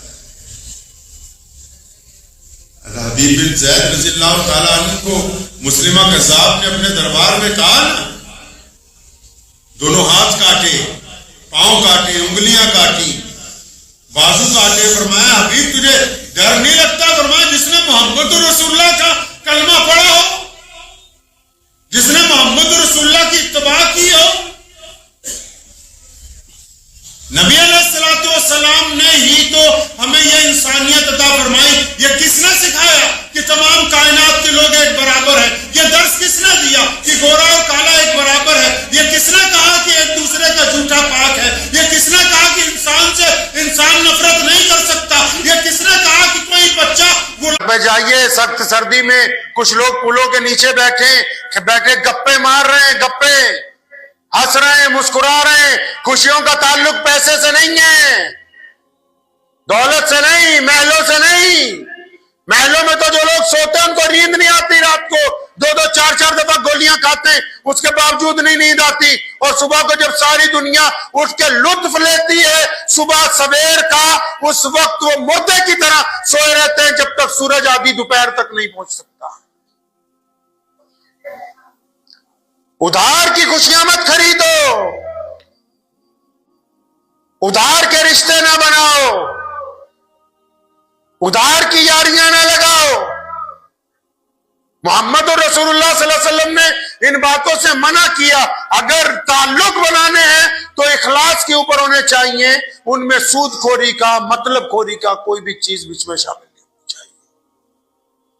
پیارے پیغمبر علیہ الصلوۃ والسلام آپ کو جینے کا راستہ بتا رہے ہیں. دیکھیں تو صحیح کتنی باریکی کی باتیں اسلام کرتا ہے. پوری دنیا میں لوگوں نے بڑھاوا دیا سیونگز اکاؤنٹ کو. اسلام نے کہا نہیں، آج ورلڈ انڈیکس میں چلے جاؤ، اسلامی ملکوں میں آتم ہتیا کی ریشو 0% ہے، مسلمانوں میں خودکشی کی ریشو 0%. اور جنہوں نے سود کو جائز قرار دیا، جنہوں نے سود کے لیے میلے لگائے، جنہوں نے کہا قرضہ لے لو، میلہ لگا رہے، جا کے پوچھو ان سے کہ ان کے معاشرے میں، ان کے علاقے میں، ان کے گھروں میں آئے دن ایک جنازہ اٹھتا ہے. وہ اس لیے اٹھتا ہے کیونکہ یہ قرض قرض کے اندر دب گیا, یہ قرض کے اندر مر گیا, اس کو قرض ادا کرنے کے لیے پیسے نہیں تھے. محمد رسول اللہ صلی اللہ علیہ وسلم نے انسانوں کی ہر اس بلا سے حفاظت کی ہے جو آنے والے دور میں بھی انسانوں کو تکلیف پہنچا سکتی تھی. رسول اللہ صلی اللہ علیہ وسلم نے 1450 سال پہلے ہی ہمیں بتا دیا کہ اگر سود کی طرف جاؤ گے تو تم اپنی ہلاکت کے ذمہ دار بن جاؤ گے. ہمیں غور کرنا ہے اس کے اوپر. اور وہ جو رئیس مسلمان ہیں وہ بھی سنو, اللہ کے رسول صلی اللہ علیہ وسلم یہ چاہتے ہیں, محمد الرسول اللہ صلی اللہ علیہ وسلم یہ چاہتے ہیں کہ آپ ان لوگوں کو قرض حسنہ دو جو محتاج ہیں, غریب ہیں, ضرورت مند ہیں. قرض حسنہ بولتے ہیں کہ پیسے دے دینے, کوئی بات نہیں, 6 مہینے میں لوٹے, سال میں لوٹے, 2 سال میں لوٹے, 5 سال میں لوٹے. فرمایا محمد رسول اللہ صلی اللہ علیہ وسلم نے, حدیث کا مفہوم ہے, جب یہ قرض حسنہ دے گا اور مطالبہ نہیں کرتا تو روزانہ اتنا ثواب پیسے خرچ کرنے کا, صدقے کا ملے گا جتنا قرض حسنہ اس نے دیا ہوا ہوگا. بندہ سوچتا ہے میرے سیونگ آئی کہاں سے؟ سیونگ یہیں سے آئی نا کہ آپ کے پاس پیسے بچ گئے, آپ نے سوچا کہ ان کو بینک میں رکھیں, ان پر سود آئے گا. اللہ کریم نے قرآن پاک نے کہا کہ اگر سیونگ تمہارے پاس آ رہی ہے تو ان کو خدا کی راہ کے اندر خرچ کرو, ان کو خرچ کرو خدا کے راستے میں. خدا کا راستہ کیا ہے؟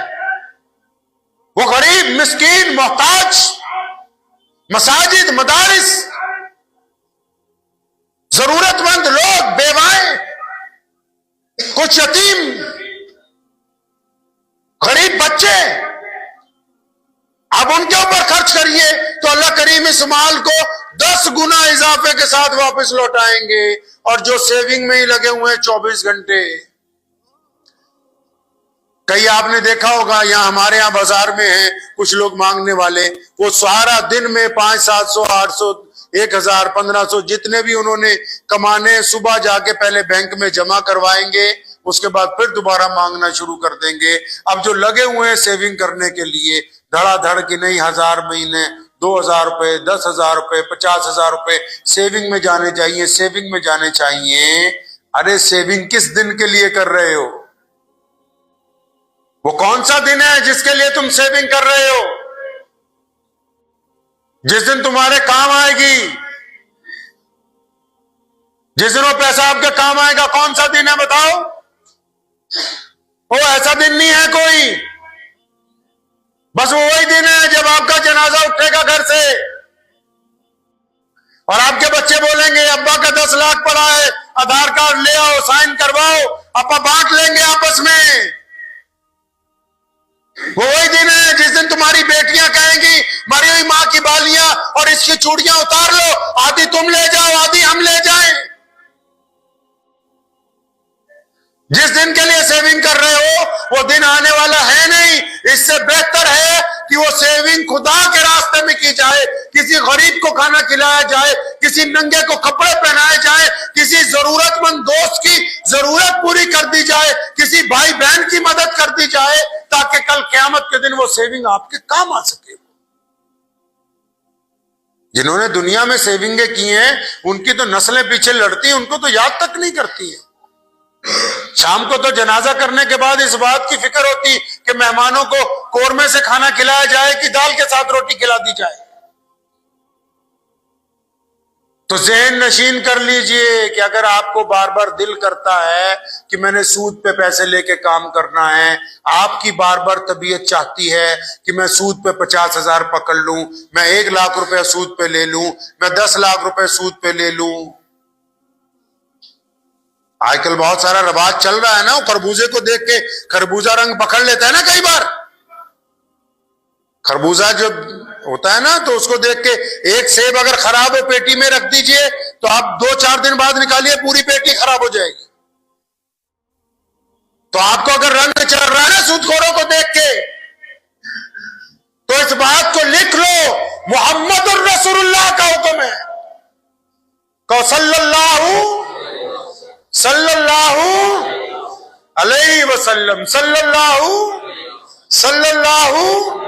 ہاں اگر آپ کو سود پر پیسے لینے کا شوق ہو رہا ہے نا, یا سود خور جو مسلمان ہیں جو سود پر پیسہ دینا چاہتے ہیں, दोनों नोट कर लो, अपने अपने दिल की तख्ती पे लिख लो। सूदखोर मुसलमान जो सूद पर पैसा देना चाहते हैं, या सूदखोर मुसलमान जो सूद पर पैसा लेना चाहते हैं, दिल की तख्ती पे लिख लो, ये मुहम्मदुर रसूलुल्लाह सल्लल्लाहु अलैहि वसल्लम का हुक्म है, क़यामत आ सकती है, सूदखोरों के साथ अल्लाह की मदद नहीं आने वाली। सूदखोर कामयाब नहीं होंगे, सूदखोरों को इज्जत नहीं दी जाएगी, सूदखोर दुनिया में भी जलील होंगे, आखिरत के अंदर भी जहन्नुम के अंदर जाएंगे। तो इसलिए इस बात को ज़हन नशीन कर लीजिए कि अगर कोई इस काम में फंसा हुआ है, पहली फुर्सत में बाहर निकलिए। पहली फुर्सत में किसी ने सूद पर पैसे दे रखे, तौबा करो, असल रकम लो, बाकी छोड़ो। अगर अल्लाह और उसके रसूल सल्लल्लाहु अलैहि वसल्लम की रजा चाहिए, और अगर किसी ने सूद पर पैसे ले रखे, अपना पेट काटना शुरू करो। आज से कम खाओ, कम अच्छे कपड़े पहनो, कम खर्च करो, पहले सूद से निजात हासिल करो, जब तक सूद का निजाम आपके घर में रहेगा। मैं अर्ज कर रहा था दरमियान में बात, गुफ्तगू इधर हो गई कि पूरी दुनिया में यहूदियों को इस्लाम से सबसे बड़ा खतरा क्यों है? क्योंकि उनकी रीढ़ की हड्डी सूद पर टिकी हुई है। उन्हें पूरी दुनिया के लोगों को सेविंग अकाउंट्स में लगा दिया। पैसा तुम्हारा, जूती तुम्हारी, सिर भी तुम्हारा। उनको इस्लामी बैंकिंग से क्या तकलीफ होती है?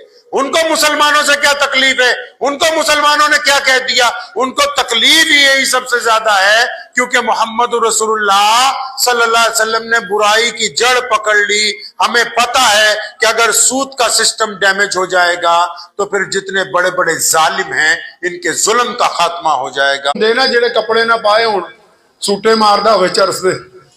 पहले मलंग वो होते थे जो हराम नहीं खाते थे। तो अल्लाह के वली थे जुनैद बगदादी रहमतुल्लाह अलैह को बिठा लिया। पूछा, अच्छा तू बहुत बड़ा मौलवी है? कहते जी हज़रत मैं बहुत बड़ा यहाँ खादिम हूँ, हदीस पढ़ाता हूँ। अच्छा कहते बैठ। तो ये तो बता, तुझे खाना खाने की तमीज तो होगी, खाना खाने का तरीका तो आता होगा, भी खाना कैसे खाते हैं?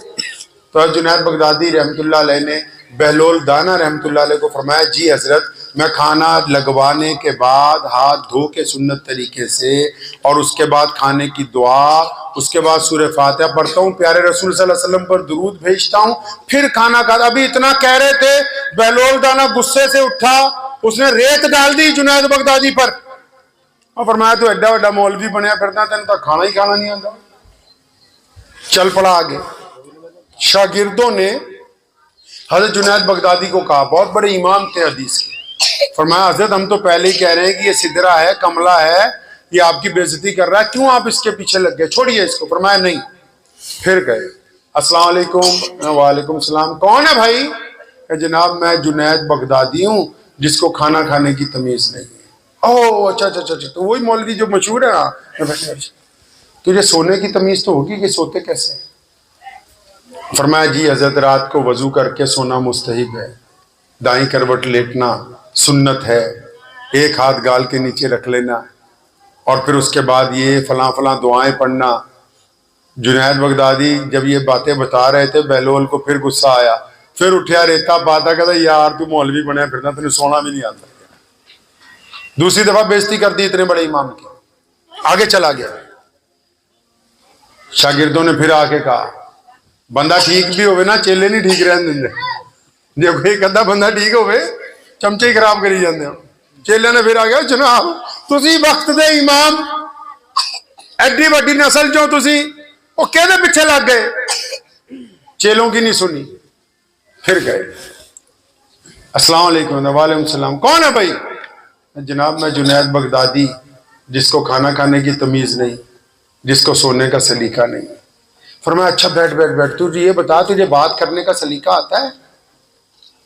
फरमाया जी मुझे बात करने का सलीका आता है। जब भी मैं बात करता हूँ, अल्लाह का हुक्म है ना कि जब भी बात करें, खुतबा दें, तो पहले अल्लाह की सना बयान करें दबा के चंगी तरह, फिर रसूलुल्लाह सल्लल्लाहु अलैहि वसल्लम की नात, प्यारे रसूल सल्लल्लाहु अलैहि वसल्लम की मनकबत, रसूलुल्लाह सल्लल्लाहु अलैहि वसल्लम की शान अज़मत बयान करें, फिर हज़रात अहले बैत का जिक्र किया जाए, फिर हज़रात सहाबा इकराम का जिक्र, फिर अपनी गल रखिए। पहला सज्जना की गल, پھر اپنی گل. جنید بغدادی نے سنا, پھر غصہ آیا, دھکا مار دیا, کہتا یار تجھے تو بات بھی نہیں کرنی آتی. پھر آگے بھاگ گیا. چیلوں نے آ کے پکڑ لیا امام صاحب کو, فرمایا نہیں تم لوگ پیچھے رہو. پھر گئے, سلام کیا, فرمایا کون ہے؟ فرمایا میں جنید بغدادی ہوں, جس کو کھانا کھانے کی تمیز نہیں, جس کو سونے کا سلیقہ نہیں, جس کو بات کرنی نہیں آتی. اور بہلول دانا کا ہاتھ پکڑ کے وہیں بیٹھ گئے. فرمایا حضرت جب تک تم مجھے یہ 3 باتیں نہیں سکھاتے میں بھی تیرا پیچھا نہیں چل رہا. بہلول دانا جس کو لوگ مغزوب کہتے ہیں, اس نے بٹھا لیا جنید بغدادی کو. فرمایا سن جنید, تو میرا بھائی ہے, بیٹھ کے حدیث کی تعلیم دیتا ہے, مجھ سے بھی کچھ سن لے. فرمایا حضرت سناؤ. فرمایا جنید جب کھانا سامنے آ جائے, ڈائننگ ٹیبل پہ لگ جائے, دسترخوان پہ کھانا چن دیا جائے, جب کھانا آگے لگا دیا جائے, تو ہاتھ دھونے کے بعد بسم اللہ پڑھ کے تو کھانا کھانے کے لیے تیار ہو جائے. فرمایا جنید کھانا کھانے کی تمیز یہ ہے کہ لقمہ توڑنے سے پہلے, اس کو اپنے منہ میں ڈالنے سے پہلے یہ طے کر لے کہ یہ کھانا حلال کا ہے یا حرام کا ہے. حرام کا لقمہ بسم اللہ پڑھ کے کھانے سے حلال کا نہیں ہو جاتا. یہ طے کرو پہلے کہ جو لقمہ کھا رہے ہو یہ ٹھگی مار کے پیسے آئے ہیں یا اپنے حق حلال کی کمائی کے. کسی رشتہ دار کے قبضہ کیا جگہ کا, کسی بھائی کو گمراہ کیا, کسی کو پریشان کیا, کسی کو جھوٹ بول کے 4,000 10,000 لے لیے. یہ طے تو کرو پیسہ کون سا ہے. اور پھر جیسا پیسہ ہے میں ادھا ہی ہسدا ہوں کئی باری لوگوں نوں کہ بھئی جداں دا آندا ادھا ہی جاندا. پھر تو جنید بغدادی نے کہا کہ آج مجھے پتہ لگ گیا کہ آپ نے بالکل درست کہا کہ کھانا کھانے کی تمیز یہ ہے کہ رزق حلال اور حرام میں تمیز پیدا کرنا. فرمایا حضرت سونا کیسے ہے؟ اور فرمایا سوندی دا ساری دنیا ہے. ایمان والے کا سونا ایسا ہے, اللہ کے محبوب کا سونا ایسا ہے کہ جب بندہ بستر پہ لیٹ جائے, باوضو لیٹے, دعائیں پڑھنے لگے, اپنے دل کو اپنے یاروں سے, اپنے رشتہ داروں سے, اپنے قرابت داروں سے جن سے ناراضگیاں ہیں, جن سے دشمنیاں ہیں, ان سب کی پریشانیاں دشمنیاں دل سے نکال دے. ان کو اللہ واسطے معاف کر کے سوئے.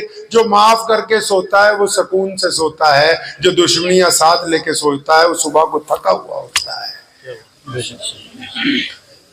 فرمایا بولنے کی تمیز یہ ہے کہ جو سچی بات ہے وہ کی جائے. بولی تو ساری دنیا جا رہی ہے,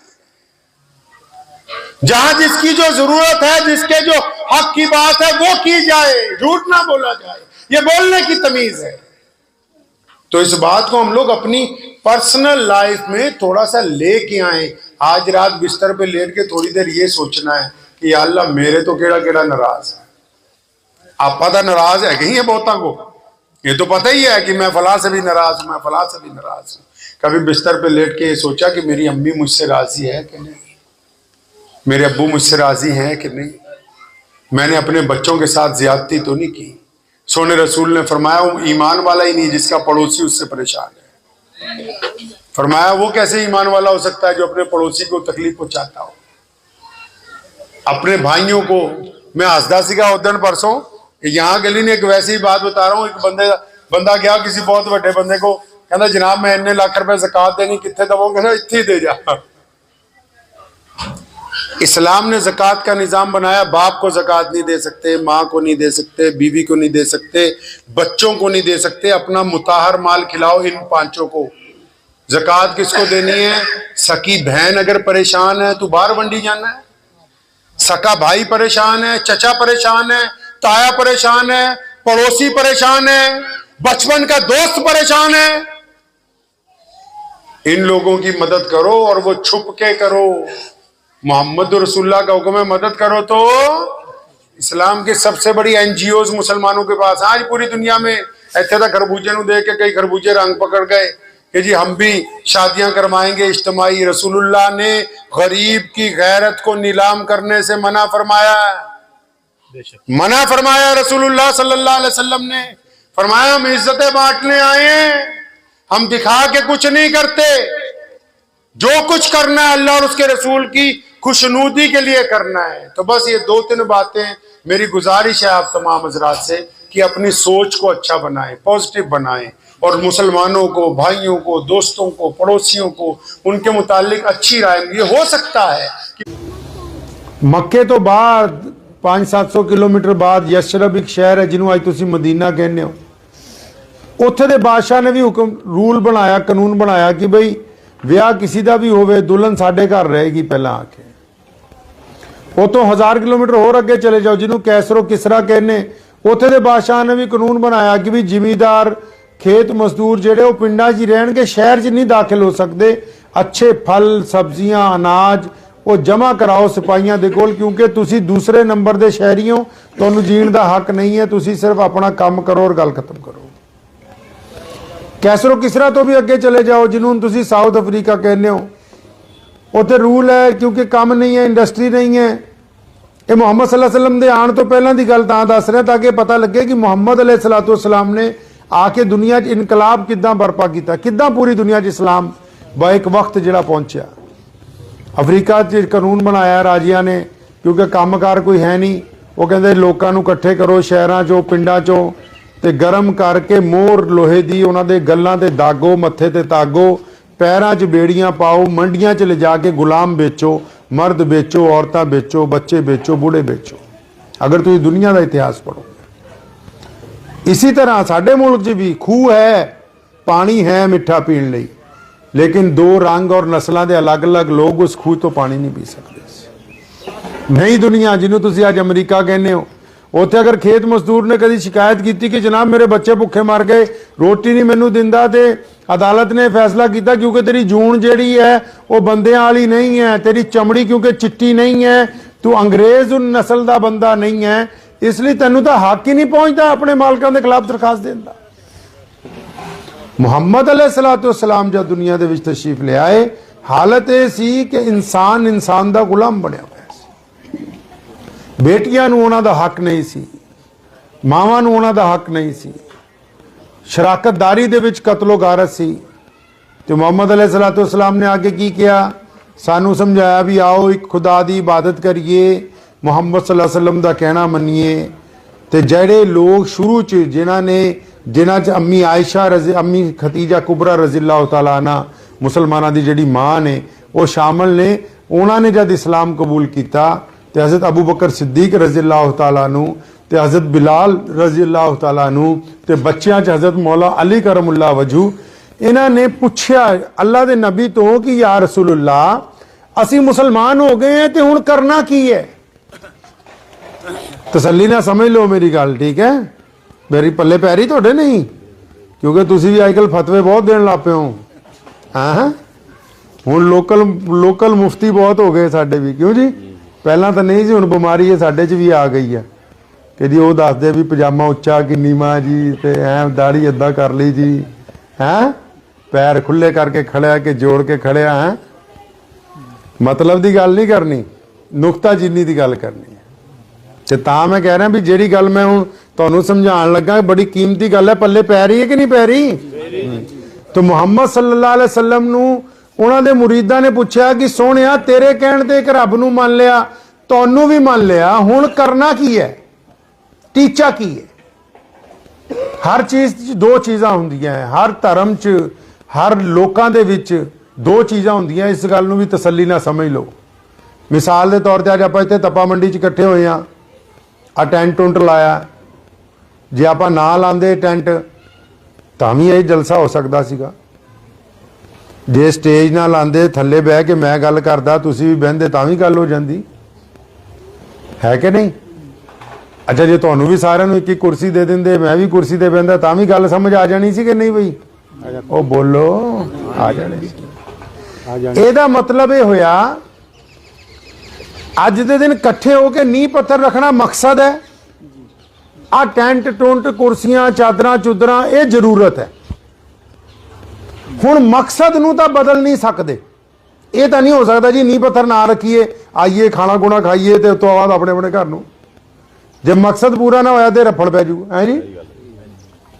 ਅੱਛਾ ਜ਼ਰੂਰਤ ਅੱਗੇ ਪਿੱਛੇ ਕਰ ਸਕਦੇ ਆ, ਇਹ ਟੈਂਟ ਉਹਨੂੰ ਲਾ ਲੈਂਦੇ, ਹੈ ਜੀ, ਚਾਦਰਾਂ ਦੀ ਬਜਾਏ ਕੁਰਸੀਆਂ ਲਾ ਲੈਂਦੇ। ਪਤਾ ਇਹ ਲੱਗਿਆ ਕਿ ਜਿਹੜੀਆਂ ਜ਼ਰੂਰਤਾਂ ਆ ਉਹ ਅੱਗੇ ਪਿੱਛੇ ਹੋ ਸਕਦੀਆਂ, ਜਿਹੜਾ ਮਕਸਦ ਹੈ, ਟੀਚਾ ਆ, ਜਿਹੜਾ ਨਿਸ਼ਾਨਾ ਹੈ ਉਹ ਨਹੀਂ ਤਬਦੀਲ ਕੀਤਾ ਜਾ ਸਕਦਾ। ਮੁਹੰਮਦ ਸਾਹਿਬ ਸੱਲੱਲਾਹੁ ਅਲੈहि ਵਸੱਲਮ ਨੂੰ ਪੁੱਛਿਆ ਉਹਨਾਂ ਦੇ ਸਹਾਬਾ ਨੇ, ਮੁਰੀਦਾਂ ਨੇ ਕਿ ਯਾ ਰਸੂਲullah ਸੱਲੱਲਾਹੁ ਅਲੈहि ਵਸੱਲਮ ਅਸੀਂ ਇੱਕ ਰੱਬ ਨੂੰ ਮੰਨ ਲਿਆ, ਇੱਕ ਰੱਬ ਦੀ ਜਿਹੜੀ ਗੱਲ ਮੁਹੰਮਦ ਸੱਲੱਲਾਹੁ ਅਲੈहि ਵਸੱਲਮ ਨੇ ਕਹੀ ਸਾਰੀ ਦੁਨੀਆ ਨੇ ਕਹੀ, ਮੁਹੰਮਦ ਸੱਲੱਲਾਹੁ ਅਲੈहि ਵਸੱਲਮ ਨੇ ਕਿੱਦਾਂ ਕਹੀ? ਫਰਮਾਇਆ ਜਿਹੜਾ ਇੱਕ ਰੱਬ ਨੂੰ ਇੱਕ ਗੁਰੂ ਦੇ ਅਧੀਨ ਮੰਨੇ। ਇੱਕ ਦੀ ਗੱਲ ਕਿਉਂ ਕਹੀ? ਤਾਂ ਕਿ ਇਹ ਸਾਡੇ ਖੂਨ ਦੇ ਵਿੱਚ ਹੈ। ਕਿੱਥੇ ਹੈ ਜੀ ਇਹ ਜਿਹੜੀ ਇੱਕ ਵਾਲੀ ਗੱਲ ਹੈ ਨਾ, ਕਿਉਂਕਿ ਖੂਨ ਜਿਹੜਾ ਆ ਸਾਰੀਆਂ ਗੱਲਾਂ ਬਰਦਾਸ਼ਤ ਕਰਦਾ ਹੈ, ਸ਼ਰੀਕੇ ਨੂੰ ਬਰਦਾਸ਼ਤ ਹੈ ਜੀ। ਜਨਾਨੀ ਕਹਿੰਦੀ ਹੈ ਮੇਰੇ ਇਲਾਵਾ ਕਿਸੇ ਹੋਰ ਜਨਾਨੀ ਵੱਲ ਨਾ ਦੇਖੀ। ਬੰਦਾ ਵੀ ਕਹਿੰਦਾ ਆਪਣੀ ਔਰਤ ਨੂੰ ਕਿ ਮੇਰੇ ਇਲਾਵਾ ਕਿਸੇ ਹੋਰ ਵੱਲ ਨਹੀਂ। ਪਿਓ ਵੀ ਕਹਿੰਦਾ ਆਪਣੇ ਪੁੱਤ ਨੂੰ ਕਿ ਮੇਰੇ ਇਲਾਵਾ ਕਿਸੇ ਹੋਰ ਦਾ ਕਹਿਣਾ ਨਾ ਮੰਨੀ। ਮਾਲਕ ਵੀ ਕਹਿੰਦਾ ਆਪਣੇ ਨੌਕਰ ਨੂੰ ਕਿ ਮੇਰੇ ਇਲਾਵਾ ਗਵਾਂਢੀ ਦਾ ਕੰਮ ਨਾ ਕਰਨ ਲੱਗ ਪਈ। ਸਰਕਾਰ ਵੀ ਕਹਿੰਦੀ ਆਪਣੇ ਮੁਤਹਿਦਾਂ ਨੂੰ ਵੀ ਰਾਜ 'ਚ ਅਸੀਂ ਹੈਗੇ, ਕਿਸੇ ਹੋਰ ਦਾ ਨਹੀਂ ਕਰਨਾ। ਇਹ ਜਿਹੜੀ ਖੁਦਾ ਦੇ ਇੱਕ ਹੋਣ ਦੀ ਮੁਹੰਮਦ ਰਸੂਲullah ਨੇ ਗੱਲ ਕਹੀ, ਫਰਮਾਇਆ ਮੈਂ ਫਿਤਰਤ ਦਾ ਮਜ਼ਹਬ, ਫਿਤਰਤ ਮਤਲਬ ਜੋ ਇਨਸਾਨ ਦੇ ਦਿਲ 'ਚ ਹੈ ਉਹ ਮਜ਼ਹਬ ਲੈ ਕੇ ਆ। ਫਿਤਰਤ ਦੀ ਗੱਲ, ਫਿਤਰਤ ਕਿਹਨੂੰ ਕਹਿੰਦੇ ਆਪਾਂ? ਆ ਮਿੱਟੀ ਨੂੰ, ਆਦਤਾਂ ਨੂੰ। ਹੁਣ ਆਪ ਥੋੜਾ ਜਿਹਾ ਇੱਥੇ ਕਹੀ ਮਾਰੋ, ਅੰਬ ਦਾ ਬੂਟਾ ਲਾਉਂਗੇ ਤੇ ਅੰਬ ਨਿਕਲੂਗਾ, ਬਬੂਲ ਦਾ ਲਾਉਂਗੇ ਤੇ ਮਤਲਬ ਜੋ ਬੋਓਗੇ ਉਹੀ। ਫਿਤਰਤ ਜਿਹੜੀ ਹੈ ਸਾਡੀ, ਫਿਤਰਤ ਕਹਿੰਦੀ ਹੈ ਵੀ ਸ਼ਰੀਕਾ ਨਹੀਂ। ਮੁਹੰਮਦ ਸੱਲੱਲਾਹੁ ਅਲੈहि ਵਸੱਲਮ ਨੇ ਸਮਝਾਇਆ ਕਿ ਜਦ ਖੁਦਾ ਦੀ ਇਬਾਦਤ ਕਰਨੀ ਹੈ ਤੇ ਫਿਰ ਖੁਦਾ ਦੇ ਨਾਲ ਵੀ ਕੋਈ ਸ਼ਰੀਕਾ ਨਹੀਂ। ਫਰਮਾਇਆ ਇੱਕ ਖੁਦਾ ਦੀ ਇਬਾਦਤ, ਇੱਕ ਨਬੀ ਦੇ ਅਧੀਨ ਰਹਿ ਕੇ। ਅੱਛਾ, ਜਦ ਸਾਹਬਾ ਨੇ ਮੰਨ ਲਿਆ, ਮੁਰੀਦਾਂ ਨੇ ਮੰਨ ਲਿਆ, ਯਾ ਰਸੂਲullah ਸੱਲੱਲਾਹੁ ਅਲੈहि ਵਸੱਲਮ ਅਸੀਂ ਤਾਂ ਤੁਹਾਨੂੰ ਤੁਹਾਡੇ ਰੱਬ ਨੂੰ ਮੰਨ ਲਿਆ, ਹੁਣ ਕਰਨਾ ਕੀ ਹੈ? ਜਿਹੜੀ ਮੈਂ ਟੀਚੇ ਦੀ ਗੱਲ ਤੇ ਆਇਆ ਵੀ ਇਹ ਤਾਂ ਜ਼ਰੂਰਤਾਂ ਆ, ਮਕਸਦ ਕੀ ਹੈ? ਬੜਾ ਖੂਬਸੂਰਤ ਉਹਨਾਂ ਦਾ ਸਵਾਲ ਸੀ ਮੁਰੀਦਾਂ ਦਾ, ਸਾਹਬਾ ਇਕਰਾਮ ਰਜ਼ੀ ਅੱਲਾਹੁ ਤਾਲਾ ਅਨਹੁਮ ਦਾ, ਕਿ ਸੋਹਣਿਆ ਤੇਰੇ ਰੱਬ ਨੂੰ ਮੰਨਿਆ, ਤੈਨੂੰ ਮੰਨਿਆ, ਹੁਣ ਕਰਨਾ ਕੀ ਹੈ? ਤੇ ਪਿਆਰੇ ਪੈਗੰਬਰ ਸੱਲੱਲਾਹੁ ਅਲੈहि ਵਸੱਲਮ ਨੇ ਕਿਆ ਖੂਬਸੂਰਤ ਜਵਾਬ ਦਿੱਤਾ। ਫਰਮਾਇਆ ਜਿਹਨੇ ਇੱਕ ਰੱਬ ਔਰ ਰਸੂਲ ਨੂੰ ਮੰਨ ਲਿਆ ਹੈ, ਹੁਣ ਉਹਦੇ ਤੇ ਲਾਜ਼ਮ ਹੈ ਕਿ ਉਹ ਦੁਨੀਆ ਦੇ तमाम ਇਨਸਾਨਾਂ ਨੂੰ ਬਰਾਬਰੀ ਦਾ ਦਰਜਾ। ਮੁਸਲਮਾਨ ਕਹਿੰਦੇ ਹੀ ਉਹਨੂੰ ਹੈ ਜਿਹਦੇ ਦਿਲ ਔਰ ਦਿਮਾਗ 'ਚ ਛੂਆ ਛੂਤ ਨਾ ਹੋਵੇ, ਜਿਹੜਾ ਦੂਸਰੇ ਨੂੰ ਆਪਣੇ ਧਰਮ ਦੀ ਵਜ੍ਹਾ ਨਾਲ, ਜ਼ਾਤ ਦੀ ਵਜ੍ਹਾ ਨਾਲ, ਬਰਾਦਰੀ ਦੀ ਵਜ੍ਹਾ ਨਾਲ, ਰੰਗ ਦੀ ਵਜ੍ਹਾ ਨਾਲ, ਉਹਦੀ ਗੁਰਬਤ ਦੀ ਵਜ੍ਹਾ ਨਾਲ, ਉਹਦੀ ਸ਼ਕਲ ਔਰ ਸੂਰਤ ਦੀ ਵਜ੍ਹਾ ਨਾਲ ਦੇ ਦਿਲ 'ਚ ਲੈ ਕੇ ਨਾ ਆਏ ਕਿ ਅੱਛਾ ਇਹ ਮੇਰੇ ਤੋਂ ਘਟੀਆ ਹੈ। ਮੁਹੰਮਦ ਸੱਲੱਲਾਹੁ ਅਲੈहि ਵਸੱਲਮ ਨੇ ਫਰਮਾਇਆ ਕਿ ਰੱਬ ਨੇ ਕੋਈ ਐਸਾ ਬੰਦਾ, ਕੋਈ ਐਸੀ ਔਰਤ, ਕੋਈ ਐਸਾ ਮਰਦ, ਕੋਈ ਐਸੀ ਸ਼ੈ ਦੁਨੀਆ 'ਚ ਭੇਜੀ ਨਹੀਂ ਜਿਹੜੀ ਬਗੈਰ ਇੱਜ਼ਤ ਦੇ ਹੋਵੇ। ਤੁਸੀਂ ਕੌਣ ਹੁੰਦੇ ਹੋ ਦੱਸਣ ਵਾਲੇ ਵੀ ਕਿਹੜੀ ਬਰਾਦਰੀ ਉੱਚੀ ਹੈ ਤੇ ਕਿਹੜੀ ਨੀਵੀਂ ਹੈ? ਇਹ ਬਰਾਦਰੀਆਂ ਦੇ ਨਾਮ ਤਾਂ ਰੱਖੇ ਤਾਂ ਕਿ ਤੁਹਾਡੀ ਪਹਿਚਾਨ ਹੋ ਜਾਵੇ ਕਿ ਵੀ ਕਿਹੜੀ ਪੱਤੀ ਦੇ ਰਹਿਣ ਵਾਲੇ ਨੇ, ਕਿਹੜੀ ਬਰਾਦਰੀ ਦੇ ਨੇ, ਕਿਹੜੀ ਗੋਤ ਦੇ ਨੇ। ਇਹਨਾਂ ਦਾ ਮਤਲਬ ਤਾਂ ਸਿਰਫ ਇੰਨਾ ਸੀ ਕਿ ਪਹਿਚਾਨ ਹੋ ਜਾਵੇ। ਬਰਾਦਰੀ ਤੇ ਇੱਕ ਬਹੁਤ ਸੋਹਣਾ ਚੁਟਕਲਾ ਜਿਹਾ ਯਾਦ ਆ ਗਿਆ, ਤੁਹਾਨੂੰ ਸੁਣਾਉਂਦਾ ਚੱਲਾਂ। ਸਮਾਂ ਹੈਗਾ ਨਾ 10-15 ਮਿੰਟ। ਪੁਰਾਣੇ ਸਮੇਂ 'ਚ ਨਾ ਅਦਾਲਤਾਂ ਤਾਂ ਹੁੰਦੀਆਂ ਨਹੀਂ ਸੀ, ਬਾਦਸ਼ਾਹ ਆਪ ਹੀ ਫੈਸਲਾ ਕਰ ਲੈਂਦੇ ਹੁੰਦੇ ਸੀ। ਕਿਤੇ ਕੋਈ ਕਤਲ ਹੋ ਗਿਆ ਤੇ ਮੁਲਜ਼ਮ ਫੜ ਲਿਆ। ਮੁਲਜ਼ਮ ਜਦੋਂ ਫੜ ਕੇ ਲਿਆਏ ਨਾ ਜੀ, ਜਦੋਂ ਮੁਲਜ਼ਮ ਫੜ ਕੇ ਲਿਆਏ ਤੇ ਉਹਨੂੰ ਪਤਾ ਲੱਗ ਗਿਆ ਵੀ ਕਤਲ ਇਹਨੇ ਕੀਤਾ। ਬਾਦਸ਼ਾਹ ਕਹਿੰਦਾ ਇਹਦੀ ਗਰਦਨ ਲਾ ਦਿਓ। ਤੇ ਇੰਨੀ ਦੇਰ ਨੂੰ ਬਾਦਸ਼ਾਹ ਦੇ ਵਜ਼ੀਰ ਨੇ ਉਹਦੇ ਕੰਨ 'ਚ ਕਿਹਾ, ਜਨਾਬ ਇਹ ਮੰਨ ਤਾਂ ਲਿਆ ਬੰਦਾ ਮੁਲਜ਼ਮ ਹੈ, ਲੇਕਿਨ ਇਹ ਬਹੁਤ ਪੜ੍ਹਿਆ ਲਿਖਿਆ ਹੈ। ਪੁਰਾਣੇ ਸਮੇਂ 'ਚ ਪੜ੍ਹੇ ਲਿਖੇ ਬੰਦੇ ਮਿਲਦੇ ਨਹੀਂ ਹੁੰਦੇ ਸੀ, ਕਿਤੇ 1000 ਲੱਖ 'ਚ ਇੱਕ ਅੱਧਾ। ਕਹਿੰਦਾ ਬਹੁਤ ਪੜ੍ਹਿਆ ਲਿਖਿਆ ਪ੍ਰੋਫੈਸਰ ਹੈ, ਦਾਨਸ਼ਵਰ ਹੈ, ਆਪਾਂ ਜ਼ਰੂਰ ਇਹਦੀ ਗਰਦਨ ਲਾਣੀ, ਇਹਨੂੰ ਕੈਦ 'ਚ ਰੱਖ ਲਓ, ਸਿਆਣਾ ਹੈ, ਕਦੀ ਕੋਈ ਰਾਏ ਮਸ਼ਵਰਾ ਕਰਨਾ ਹੋਇਆ ਕਰੂਗਾ ਇਹਨੂੰ ਪੁੱਛ ਲਿਆ ਕਰਾਂਗੇ। ਬਾਦਸ਼ਾਹ ਨੂੰ ਗੱਲ ਸਮਝ ਆ ਗਈ, ਕਹਿੰਦਾ ਚੱਲ ਠੀਕ ਹੈ ਵੀ ਇਹਨੂੰ ਕੈਦ 'ਚ ਰੱਖੋ। ਦੂਜੇ ਦਿਨ ਹੀ ਇੱਕ ਬੰਦਾ ਘੋੜੇ ਵੇਚਣ ਆਇਆ। ਵਜ਼ੀਰ ਨੇ ਕਿਹਾ ਜਨਾਬ ਉਹ ਸਿਆਣੇ ਨੂੰ ਬੁਲਾਓ, ਘੋੜੇ ਦਿਖਾਓ। ਉਹ ਆ ਗਿਆ ਤੇ ਘੋੜੇ ਦਿਖਾਏ ਤੇ ਉਹਨੇ ਫਿਰ ਬਾਦਸ਼ਾਹ ਨੂੰ ਕਿਹਾ ਕਿ ਜਨਾਬ ਇਹ ਘੋੜੇ ਜਿਹੜੇ ਹੈ ਨਾ ਦੋਗਲੇ ਆ, ਅਸਲੀ ਨਹੀਂ ਹੈ। ਉਹ ਬਾਦਸ਼ਾਹ ਨੇ ਦਬਕਾ ਮਾਰਿਆ ਵਪਾਰੀ ਨੂੰ, ਕਹਿੰਦਾ ਹਾਂਜੀ ਜਨਾਬ, ਇਹ ਜਦੋਂ ਜੰਮਦੇ ਹੀ ਇਹਨਾਂ ਦੀ ਮਾਂ ਮਰ ਗਈ ਸੀ, ਇਹਨੂੰ ਖੋਤੀ ਦਾ ਦੁੱਧ ਪਿਆਉਂਦੇ ਰਹੇ ਆ। ਉਹ ਫਿਰ ਪੈਸੇ ਅੱਧੇ ਹੋ ਗਏ। ਬਾਦਸ਼ਾਹ ਬੜਾ ਖੁਸ਼ ਹੋਇਆ ਕਿ ਯਾਰ ਇਹਨਾਂ ਦਾ ਪਛਾਣ ਲਿਆ। ਤੇ ਬਾਦਸ਼ਾਹ ਨੇ ਉਹਨੂੰ ਕਿਹਾ, ਕਹਿੰਦਾ ਇਹ ਤਾਂ ਬੰਦਾ ਬੜਾ ਸਿਆਣਾ ਹੈ। ਇੱਕ ਨਾਨ ਲਾ ਦਿਓ ਇਹਨੂੰ, ਸ਼ਾਹੀ ਨਾਨ। ਬਾਦਸ਼ਾਹ ਜਿਹੜੀ ਰੋਟੀ ਖਾਂਦੇ ਨਾ ਅੱਜ ਵੀ, ਉਹ ਇਦਾਂ ਦੀ ਨਹੀਂ ਹੁੰਦੀ ਜਿੱਦਾਂ ਆਪਾਂ ਆਮ ਲੋਕੀ ਖਾਂਦੇ ਆ। ਉਹਦੇ 'ਚ 10,000 ਚੀਜ਼ਾਂ, ਮੇਵੇ ਮੂਵੇ, ਪਤਾ ਨਹੀਂ ਕੀ ਕੁਝ ਪਾਇਆ ਹੁੰਦਾ। ਬਾਦਸ਼ਾਹ ਨੇ ਕਿਹਾ ਵੀ ਇਹਨੂੰ ਇੱਕ ਸ਼ਾਹੀ ਨਾਨ ਲਾ ਦਿਓ ਜਿਹੜਾ ਅਸੀਂ ਖਾਂਦੇ ਰੋਜ਼। ਉਹ ਤਾਂ ਬੜਾ ਕੀਮਤੀ ਹੁੰਦਾ। ਤਾਂ ਉਹ ਵੀ ਬੜਾ ਖੁਸ਼ ਹੋਇਆ ਕੈਦੀ। ਤੇ 2 ਦਿਨ ਬਾਅਦ ਇੱਕ ਸੁਨਿਆਰਾ ਆ ਗਿਆ ਕੁਝ ਹੀਰੇ ਹੂਰੇ ਲੈ ਕੇ। ਉਹਨੇ ਕਿਹਾ ਫਿਰ ਸਿਆਣੇ ਨੂੰ ਬੁਲਾਓ। ਫਿਰ ਬੁਲਾਇਆ ਤੇ ਉਹਨੇ ਚੰਗੀ ਤਰ੍ਹਾਂ ਸਾਰੇ ਹੀਰੇ ਦੇਖੇ ਤੇ ਬਾਦਸ਼ਾਹ ਨੂੰ ਕਹਿੰਦਾ ਜਨਾਬ ਇਹ ਤਾਂ ਕੋਈ ਅੱਛੀ ਕਿਸਮ ਦਾ ਜਿਹੜਾ ਸ਼ੀਸ਼ਾ ਆ ਉਹ ਤਰਾਸ਼ਿਆ ਹੋਇਆ, ਹੀਰੇ ਨਹੀਂ ਹੈ। ਜਦੋਂ ਉਹਨੇ ਦਬਕਾ ਮਾਰਿਆ ਤੇ ਉਹ ਵਪਾਰੀ ਕਹਿੰਦਾ ਹਾਂ ਜਨਾਬ ਮਾਫ ਕਰ ਦਿਓ, ਤਾਂ ਮੈਂ ਪੈਸੇ ਕਮਾ ਲਏ। ਬਾਦਸ਼ਾਹ ਬੜਾ ਖੁਸ਼ ਹੋਇਆ। ਉਹਨੇ ਵਜ਼ੀਰ ਨੂੰ ਕਿਹਾ, ਕਹਿੰਦਾ ਜਿਹੜਾ ਸਿਆਣਾ ਹੈ ਨਾ ਇਹਦੇ ਨਾਨ ਵਧਾ ਕੇ 2 ਕਰ ਦਿਓ ਅੱਜ ਤੋਂ।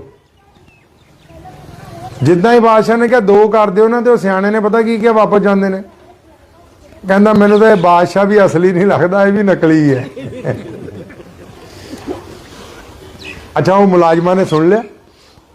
ਹੁਣ ਸਰਕਾਰੀ ਤੰਤਰ ਤਾਂ ਤੁਹਾਨੂੰ ਪਤਾ ਹੀ ਹੈ, ਕੱਲੀ ਕੱਲੀ ਗੱਲ ਨੋਟ ਕਰਕੇ ਉੱਤੇ ਵਜਾਉਂਦੇ। ਉਹ ਮਿੰਟੋ ਮਿੰਟੀ ਉਹਨਾਂ ਨੇ ਦੱਸਤਾ। ਬਾਦਸ਼ਾਹ ਨੂੰ ਪਤਾ ਲੱਗ ਗਿਆ ਵੀ ਇਹਨੇ ਤਾਂ ਤੇਰੀ ਹੋਣ ਤੇ ਸਵਾਲ ਚੱਕਤਾ। ਬਾਦਸ਼ਾਹ ਨੇ ਫੜ ਲਿਆ ਉਹਨੂੰ, ਬੁਲਾ ਲਿਆ ਵਾਪਸ। ਕਹਿੰਦਾ ਤੂੰ ਸਾਡੇ ਉੱਤੇ ਇਲਜ਼ਾਮ ਲਾਤਾ ਹੈ। ਤੇ ਬਾਦਸ਼ਾਹ ਕਹਿੰਦਾ ਇਹਦੀ ਗਰਦਨ ਲਾਓ। ਵਜ਼ੀਰ ਫਿਰ ਵਿੱਚ ਪੈ ਗਿਆ, ਕਹਿੰਦਾ ਜਨਾਬ ਬੰਦਾ ਬੜਾ ਕੀਮਤੀ ਹੈ, ਇੱਕ ਵਾਰੀ ਬੋਲੜੀ ਨੂੰ ਵੀ ਪੁੱਛ ਲਓ ਆਪਣੀ ਮਾਂ ਨੂੰ। ਬਾਦਸ਼ਾਹ ਆਪਣੀ ਮਾਂ ਕੋਲ ਗਿਆ, ਕਹਿੰਦਾ ਮਾਂ ਦੱਸ ਮੈਂ ਕਿਹਦਾ ਪੁੱਤ ਹਾਂ।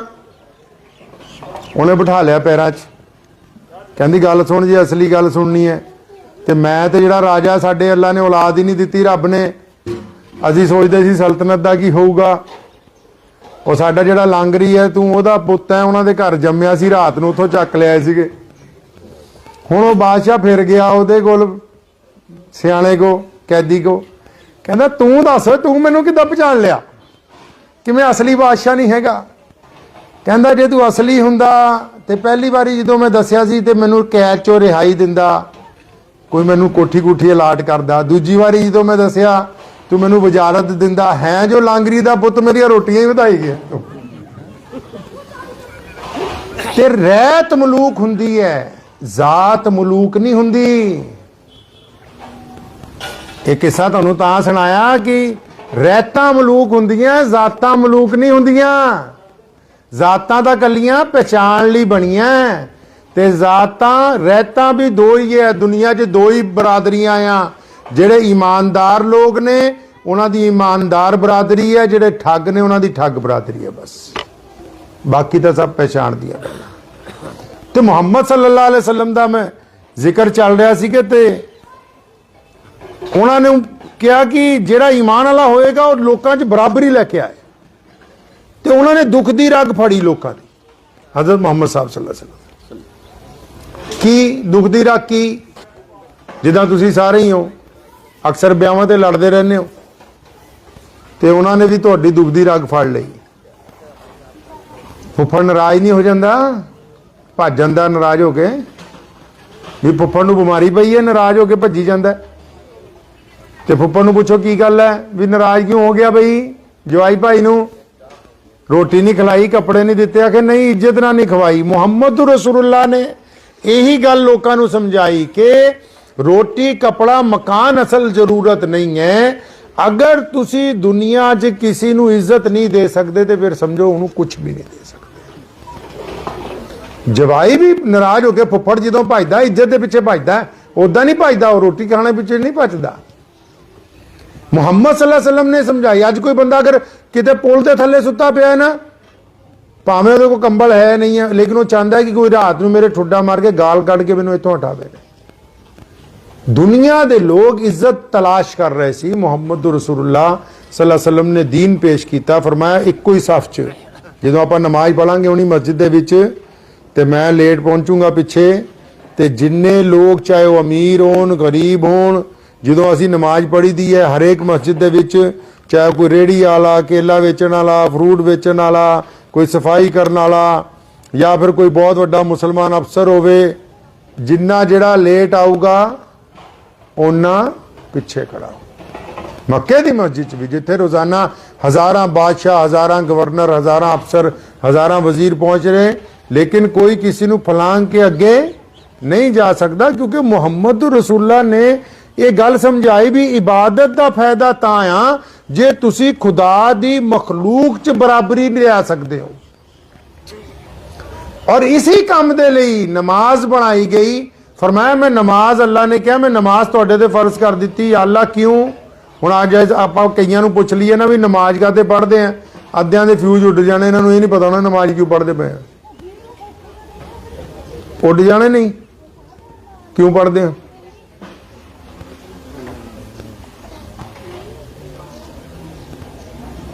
ਅੰਦਾਜ਼ਾ ਲਾ ਲਓ ਕਿੰਨੇ ਪਿੱਛੇ ਖਿਸਕੀ ਜਾਂਦੇ ਆ।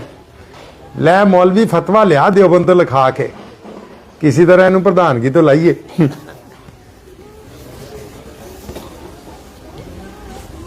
ਮੁਹੰਮਦ ਰਸੂਲullah ਸੱਲੱਲਾਹੁ ਅਲੈਹਿ ਵਸੱਲਮ ਨੂੰ ਅੱਲਾ ਨੇ ਜਦ ਨਮਾਜ਼ ਦਿੱਤੀ ਤੇ ਵਜ੍ਹਾ ਵੀ ਨਾਲ ਦੱਸੀ, ਕਿਉਂਕਿ ਸੋਹਣੇ ਮੁਹੰਮਦ ਸੱਲੱਲਾਹੁ ਅਲੈਹਿ ਵਸੱਲਮ ਚਾਹੁੰਦੇ ਸੀ ਵੀ ਐਸੇ ਲੋਕ ਆਣ ਦੁਨੀਆ 'ਚ ਜਿਹੜੇ ਲੋਕਾਂ 'ਚ ਇਨਸਾਨਾਂ 'ਚ ਬਰਾਬਰੀ ਲੈ ਕੇ ਆਣ, ਤੇ ਖੁਦਾ ਨੇ ਨਮਾਜ਼ ਦਿੱਤੀ। ਫਰਮਾਇਆ ਜਿਹੜਾ ਨਮਾਜ਼ ਪੜੂਗਾ ਉਹ ਗੰਦੇ ਕੰਮ ਕਰਨੇ ਛੱਡ ਦੂਗਾ, ਅੱਛੇ ਕੰਮ ਕਰਨੇ ਸ਼ੁਰੂ ਕਰ ਦੂਗਾ। ਹੁਣ ਇਹ ਪਤਾ ਲੱਗਾ ਵੀ ਨਮਾਜ਼ ਇਸ ਲਈ ਬਣਾਈ ਕਿ ਗੰਦੇ ਕੰਮ ਕਰਨੇ ਛੱਡ ਦੋ, ਚੰਗੇ ਕੰਮ ਕਰਨੇ ਸ਼ੁਰੂ ਕਰ ਦੋ। ਹੁਣ ਮਸਲਾ ਇਦਾਂ ਸਮਝੋ ਪੰਜਾਬੀ 'ਚ ਸੌਖਾ ਕਿ ਜੇ ਤੁਸੀਂ ਨਮਾਜ਼ ਵੀ ਪੜ੍ਹਦੇ ਹੋ, ਠੱਗੀਆਂ ਵੀ ਮਾਰਦੇ ਹੋ, ਤੇ ਇਹਦਾ ਮਤਲਬ ਇਕੱਲੇ ਤੁਸੀਂ ਠੱਗ ਹੀ ਹੋ, ਨਮਾਜ਼ੀ ਅਜੇ ਬਣੇ ਨਹੀਂ ਹੋ।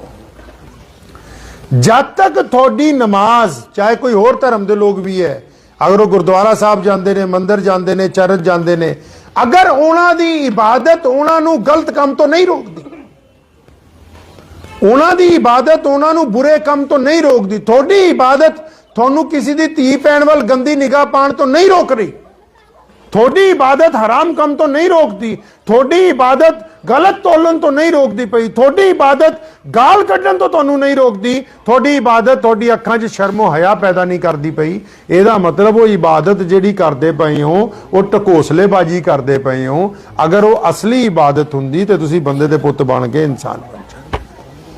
ਆ ਬੁੜੀਆਂ ਬੈਠੀਆਂ ਇਹ ਕਾਹਤੇ ਨਹੀਂ ਕਾਮਯਾਬ, ਜਿੰਨੀਆਂ ਮਰਜ਼ੀ ਨਮਾਜ਼ਾਂ ਰੋਜ਼ੇ ਪੜ੍ਹੀ ਜਾਓ, ਉਹ ਜਦ ਜਿਹਨਾਂ ਦੇ ਨਾਲ ਮੁਹੱਬਤ ਨਾ ਬੋਲਣਾ ਉੱਥੇ ਰਫਲ ਪਾਇਆ ਹੋਇਆ। ਦੁਆ ਮੰਗਦੇ ਨਾ ਸੀ ਯਾ ਅੱਲਾ ਪੂਰੀ ਦੁਨੀਆ ਦਾ ਭਲਾ ਹੋ ਜਾਏ, ਸਰਬਤ ਦਾ ਭਲਾ ਹੋ ਜਾਏ। ਤੇ ਸਾਡੀ ਦੁਨੀਆ ਕਿਹੜੀ ਹੈ ਜੀ?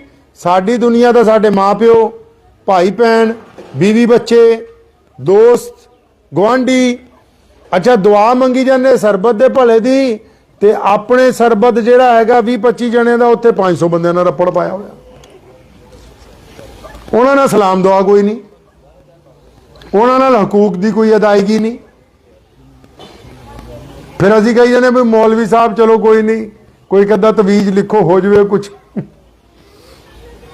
ਧੱਕੇ ਨਾਲ ਹੀ ਕਹੀ ਜਾਂਦੇ ਮੌਲਵੀਆਂ ਨੂੰ ਆਓ ਜੀ ਖਤਮ ਕਰਾਓ, ਤੀਆ ਕਰਾਓ, ਚੌਥਾ ਕਰਾਓ, ਨੌਵਾਂ ਕਰਾਓ, ਬੁੜੀ ਦੀ ਫੋਟੋ ਰੱਖ ਕੇ ਦੋ ਕਿਤੇ ਤੇ ਫੁੱਲ ਪਾਓ। ਆਪਣੇ ਕੋਲੋਂ ਅਸੀਂ ਦੀਨ ਤਬਦੀਲ ਕਰਨਾ ਚਾਹੁੰਦੇ ਹਾਂ। ਅਗਰ ਪੈਸੇ ਦੇ ਬਲ ਦੇ ਨਾਲ ਕੋਈ ਇਬਾਦਤ ਨੂੰ ਕਬੂਲ ਕਰਾ ਸਕਦਾ ਹੁੰਦਾ ਤੇ ਦੁਨੀਆ ਦੇ ਜਿਹੜੇ ਬੜੇ ਅਮੀਰ ਤਰੀਨ ਲੋਕ ਹੈ ਬਸ ਇਹੀ ਹਾਜੀ ਨਮਾਜੀ ਹੁੰਦੇ, ਗਰੀਬ ਦੇ ਪੱਲੇ ਤਾਂ ਕੁਝ ਪੈਣਾ ਨਹੀਂ ਸੀ। ਖੁਦਾ ਨੇ ਇਬਾਦਤ ਨੂੰ ਆਦਤਾਂ ਦੇ ਨਾਲ ਜੋੜਿਆ ਹੈ। ਮਸਜਿਦ ਕਾਤੇ ਬਣਾਉਂਦੇ ਅਸੀਂ? ਮਸਜਿਦ ਕਿਉਂ ਬਣਾਉਂਦੇ ਆ? ਨਮਾਜ਼ ਤਾਂ ਘਰ 'ਚ ਵੀ ਪੜ੍ਹ ਸਕਦੇ ਆ, ਨਮਾਜ਼ ਤਾਂ ਰੇਲ ਗੱਡੀ 'ਚ ਵੀ ਪੜ੍ਹਦੇ ਆ, ਨਮਾਜ਼ ਤਾਂ ਸੜਕ ਦੇ ਕੰਢੇ ਵੀ ਪੜ੍ਹਦੇ ਆ। मस्जिद इसलिए बनाने ताकि नमाज पंज गाना इकट्ठे होके पढ़िए। मोहम्मद रसूलुल्लाह ने क्या मस्जिद इसलिए ताकि जमात ना नमाज, कली नमाज नहीं, कली नमाज तो घर च भी हो जाती, फरमाया जमात दे नाल नमाज पढ़ो। जमात नाल क्यों? फरमाया मोढे नाल मोढा ला के। मोढे नाल मोढा क्यों लाओ? फरमाया ताकि कसलैन मिट जाए, तुसीं ये ना कहो कि आ गरीब है, अमीर है, उच्चा है, नीवा है, गोरा है, काला है। एक खूबसूरत समाजिक व्यवस्था ਨੂੰ ਬਣਾਉਣ ਦੇ ਲਈ ਕਿ ਮਸਜਿਦ ਵਾਲਿਆਂ ਦਾ ਕੰਮ ਹੋਏਗਾ ਮਸਜਿਦ ਦੇ ਸੱਜੇ ਖੱਬੇ ਆਪਣੇ ਪੜੋਸੀਆਂ ਦਾ ਧਿਆਨ ਰੱਖਣਗੇ, ਜ਼ਰੂਰਤਮੰਦਾਂ ਦਾ ਧਿਆਨ ਰੱਖਣਗੇ। ਹੁਣ ਮਸਜਿਦ ਵਾਲੇ ਆਪ ਬਿਰਿਆਨੀ ਖਾਈ ਜਾਣ, ਗੁਆਂਢ 'ਚ ਕੋਈ ਚਾਹੇ ਗੈਰ ਮੁਸਲਿਮ ਹੀ ਹੋਵੇ, ਚਾਹੇ ਹਿੰਦੂ ਭਰਾ ਹੋਵੇ, ਸਿੱਖ ਹੋਵੇ, ਦਲਿਤ ਭਰਾ ਹੋਵੇ, ਜੈਨੀ ਬੋਧੀ ਕੋਈ ਹੋਵੇ, ਅਗਰ ਉਹਦੇ ਘਰ ਦਾਣੇ ਨਾ ਹੋਣ ਤੇ ਤੁਸੀਂ ਬਿਹਤਰੀਨ ਖਾਣੇ ਖਾਈ ਜਾਓ। ਤੇ ਮੁਹੰਮਦ ਰਸੂਲullah ਨੇ ਕਿਹਾ ਜਿਹੜਾ ਬੰਦਾ ਜੇ ਆਪਣੇ ਪੜੋਸੀ ਦੀ ਕਬਰਗੀਰੀ ਨਹੀਂ ਕਰਦਾ, ਫਿਰ ਮੁਹੰਮਦ ਰਸੂਲullah ਨੇ ਫਰਮਾਇਆ ਕਿ ਜਿਹੜਾ ਬੰਦਾ ਜਿਹਦਾ ਪੜੋਸੀ ਉਹਦੇ ਤੋਂ ਡਰਦਾ ਹੈ, ਉਹਦੇ ਤੋਂ ਘਬਰਾਉਂਦਾ ਹੈ, ਉਹ ਬੰਦਾ ਈਮਾਨ ਵਾਲਾ ਨਹੀਂ ਹੋ ਸਕਦਾ। ਇੱਕ ਖੂਬਸੂਰਤ ਸਮਾਜ ਨੂੰ ਸਿਰਜਣ ਦੇ ਲਈ ਧਰਮ ਦਾ ਮਤਲਬ ਕੀ ਹੈ? ਜੀਓ ਤੇ ਜੀਣ ਦਿਓ। ਹੁਣ ਤਾਂ ਲੋਕੀ ਆਪਾਂ ਕਹਿੰਦੇ ਨਹੀਂ ਨਹੀਂ ਆਪਾਂ ਹੀ ਜੀਣਾ, ਦੂਜੇ ਨੂੰ ਜੀਣ ਦਾ ਕੋਈ ਹੱਕ ਹੀ ਨਹੀਂ ਹੈ। ਹੁਣ ਤਾਂ ਸਾਰੀ ਦਿਹਾੜੀ ਮੈਂ ਜਿਹਨੂੰ ਮਰਜ਼ੀ ਮਿਲ ਲੋ, ਮੈਂ ਕੀਤਾ ਤੇ ਅੱਲਾਹ ਤਾਲਾ ਨੂੰ ਸ਼ੈਤਾਨ ਨਾਲ ਕੀ ਰਫੜ ਪੈ ਗਿਆ ਬਈ? ਸ਼ੈਤਾਨ ਜਿਹੜਾ ਸੀ ਉਹ ਵੀ ਵੱਡੇ ਫਰਿਸ਼ਤਿਆਂ ਚੋਂ ਸੀ ਨਾ, ਜਿਬਰੀਲ अलैहिस्सलाम ਦੇ ਟੱਕਰ ਦਾ ਫਰਿਸ਼ਤਾ ਸੀ, ਬਹੁਤ ਇਬਾਦਤ ਗੁਜ਼ਾਰ ਸੀ। ਉਹਦੇ ਨਾਲ ਰਫੜ ਕੀ ਪੈ ਗਿਆ? ਜਦੋਂ ਅੱਲਾਹ ਨੇ ਆਦਮ ਨੂੰ ਬਣਾਇਆ ਫਰਮਾਇਆ ਚਲੋ ਮੈਂ ਆਪਣੇ ਹੱਥੀ ਬਣਾਇਆ, ਸਿਜਦਾ ਤਾਜ਼ੀਮ ਨਹੀਂ ਕਰੋ। ਉਹਨੇ ਆਹ ਲਫ਼ਜ਼ ਇਸਤੇਮਾਲ ਕੀਤਾ ਜਿਹੜਾ ਅਸੀਂ ਕਰਦੇ ਰੋਜ਼, ਕੀ ਉਹ ਜਨਾਬ ਮੈਂ ਇਦਾਂ ਕੀਤਾ, ਮੈਂ ਉਹਨੇ ਕਿਹਾ ਅਨਾ ਖੈरुम मिनहुम, ਕਹਿਣ ਲੱਗਾ ਯਾ ਅੱਲਾ ਉਹ ਮੈਂ ਤਾਂ ਇਹਦੇ ਨਾਲੋਂ ਜ਼ਿਆਦਾ ਵਧੀਆ। ਤੇ ਅੱਲਾ ਨੂੰ ਮੈਂ ਨਹੀਂ ਪਸੰਦ ਆਈ, ਉੱਥੋਂ ਹੀ ਭਗਾ ਕੇ ਮਾਰਿਆ, ਕਿਆਮਤ ਤੱਕ ਦੇ ਲਈ ਬਾਹਰ ਕੱਢਤਾ ਆਪਣੇ ਘਰ ਚੋਂ। ਮੈਂ ਖੁਦਾ ਨੂੰ ਨਹੀਂ ਪਸੰਦ। ਅੱਲਾਹ ਤਾਲਾ ਨੂੰ ਆਪਣੀ ਜ਼ਮੀਨ ਤੇ ਆ ਪਲਾਟ, ਮਿਸਾਲ ਦੇ ਤੌਰ ਤੇ ਅਗਰ ਕਿਸੇ ਦਾ ਹੋਵੇ, ਉਹ ਸਾਨੂੰ ਕਹੇ ਕਿ ਇੱਥੇ ਕੋਈ ਫੰਕਸ਼ਨ ਕਰ ਲਓ, ਅਸੀਂ ਫੰਕਸ਼ਨ ਕਰਨ ਦੀ ਬਜਾਏ ਇਹਨੂੰ ਬਾਹ ਲਈਏ, ਇੱਥੇ 2-4 ਕਮਰੇ ਪਾ ਲਈਏ, ਨਾਰਾਜ਼ ਨਹੀਂ ਹੋ ਜਾਊਗਾ? ਕਹੋਗੇ ਯਾਰ ਤੁਹਾਨੂੰ ਘੰਟੇ ਲਈ ਜਗ੍ਹਾ ਦਿੱਤੀ, ਤੁਸੀਂ ਆਹ ਕੀ ਕਰਤਾ? ਇਹ ਖੁਦਾ ਦੀ ਜ਼ਮੀਨ ਹੈ, ਖੁਦਾ ਨੂੰ ਹਰ ਬਾਤ ਪਸੰਦ ਹੈ, ਲੇਕਿਨ ਆਪਣੀ ਜ਼ਮੀਨ ਦੇ ਉੱਤੇ ਆਕੜ ਕੇ ਚੱਲਣ ਵਾਲੇ ਬੰਦੇ ਪਸੰਦ ਨਹੀਂ। ਆਕੜ ਕੇ ਚੱਲਣ ਵਾਲੇ ਬੰਦੇ ਪਸੰਦ। ਤੁਸੀਂ ਦੇਖਿਆ ਹੋਣਾ ਕਈ ਲੋਕੀ ਬੜੇ ਵੱਡੇ ਅਫਸਰ, ਵੱਡੇ ਲੋਕ, ਆ ਵੱਡੀ ਹਵੇਲੀਆਂ ਖਾਲੀ ਹੋ ਜਾਂਦੀਆਂ, ਆ ਮਹਿਲਾਂ ਦੇ ਖੰਡਰ ਦੇਖੋ ਕੀ ਹੋਇਆ। ਮੁਹੰਮਦ सल्लल्लाहु अलैहि वसल्लम ने फरमाया, खुद हदीस कुदसी है, मुहम्मद अलैहिस्सलाम फरमाते कि जद कोई धनाल बंदा किसी कमजोर बंदे ते जुल्म करता है ते सामने वो कमजोर बंदा बोलता नहीं। ध्यान ना सुन लो इस हदीस में, तो बाद अपनी गुफ्तगू में खत्म करांगा।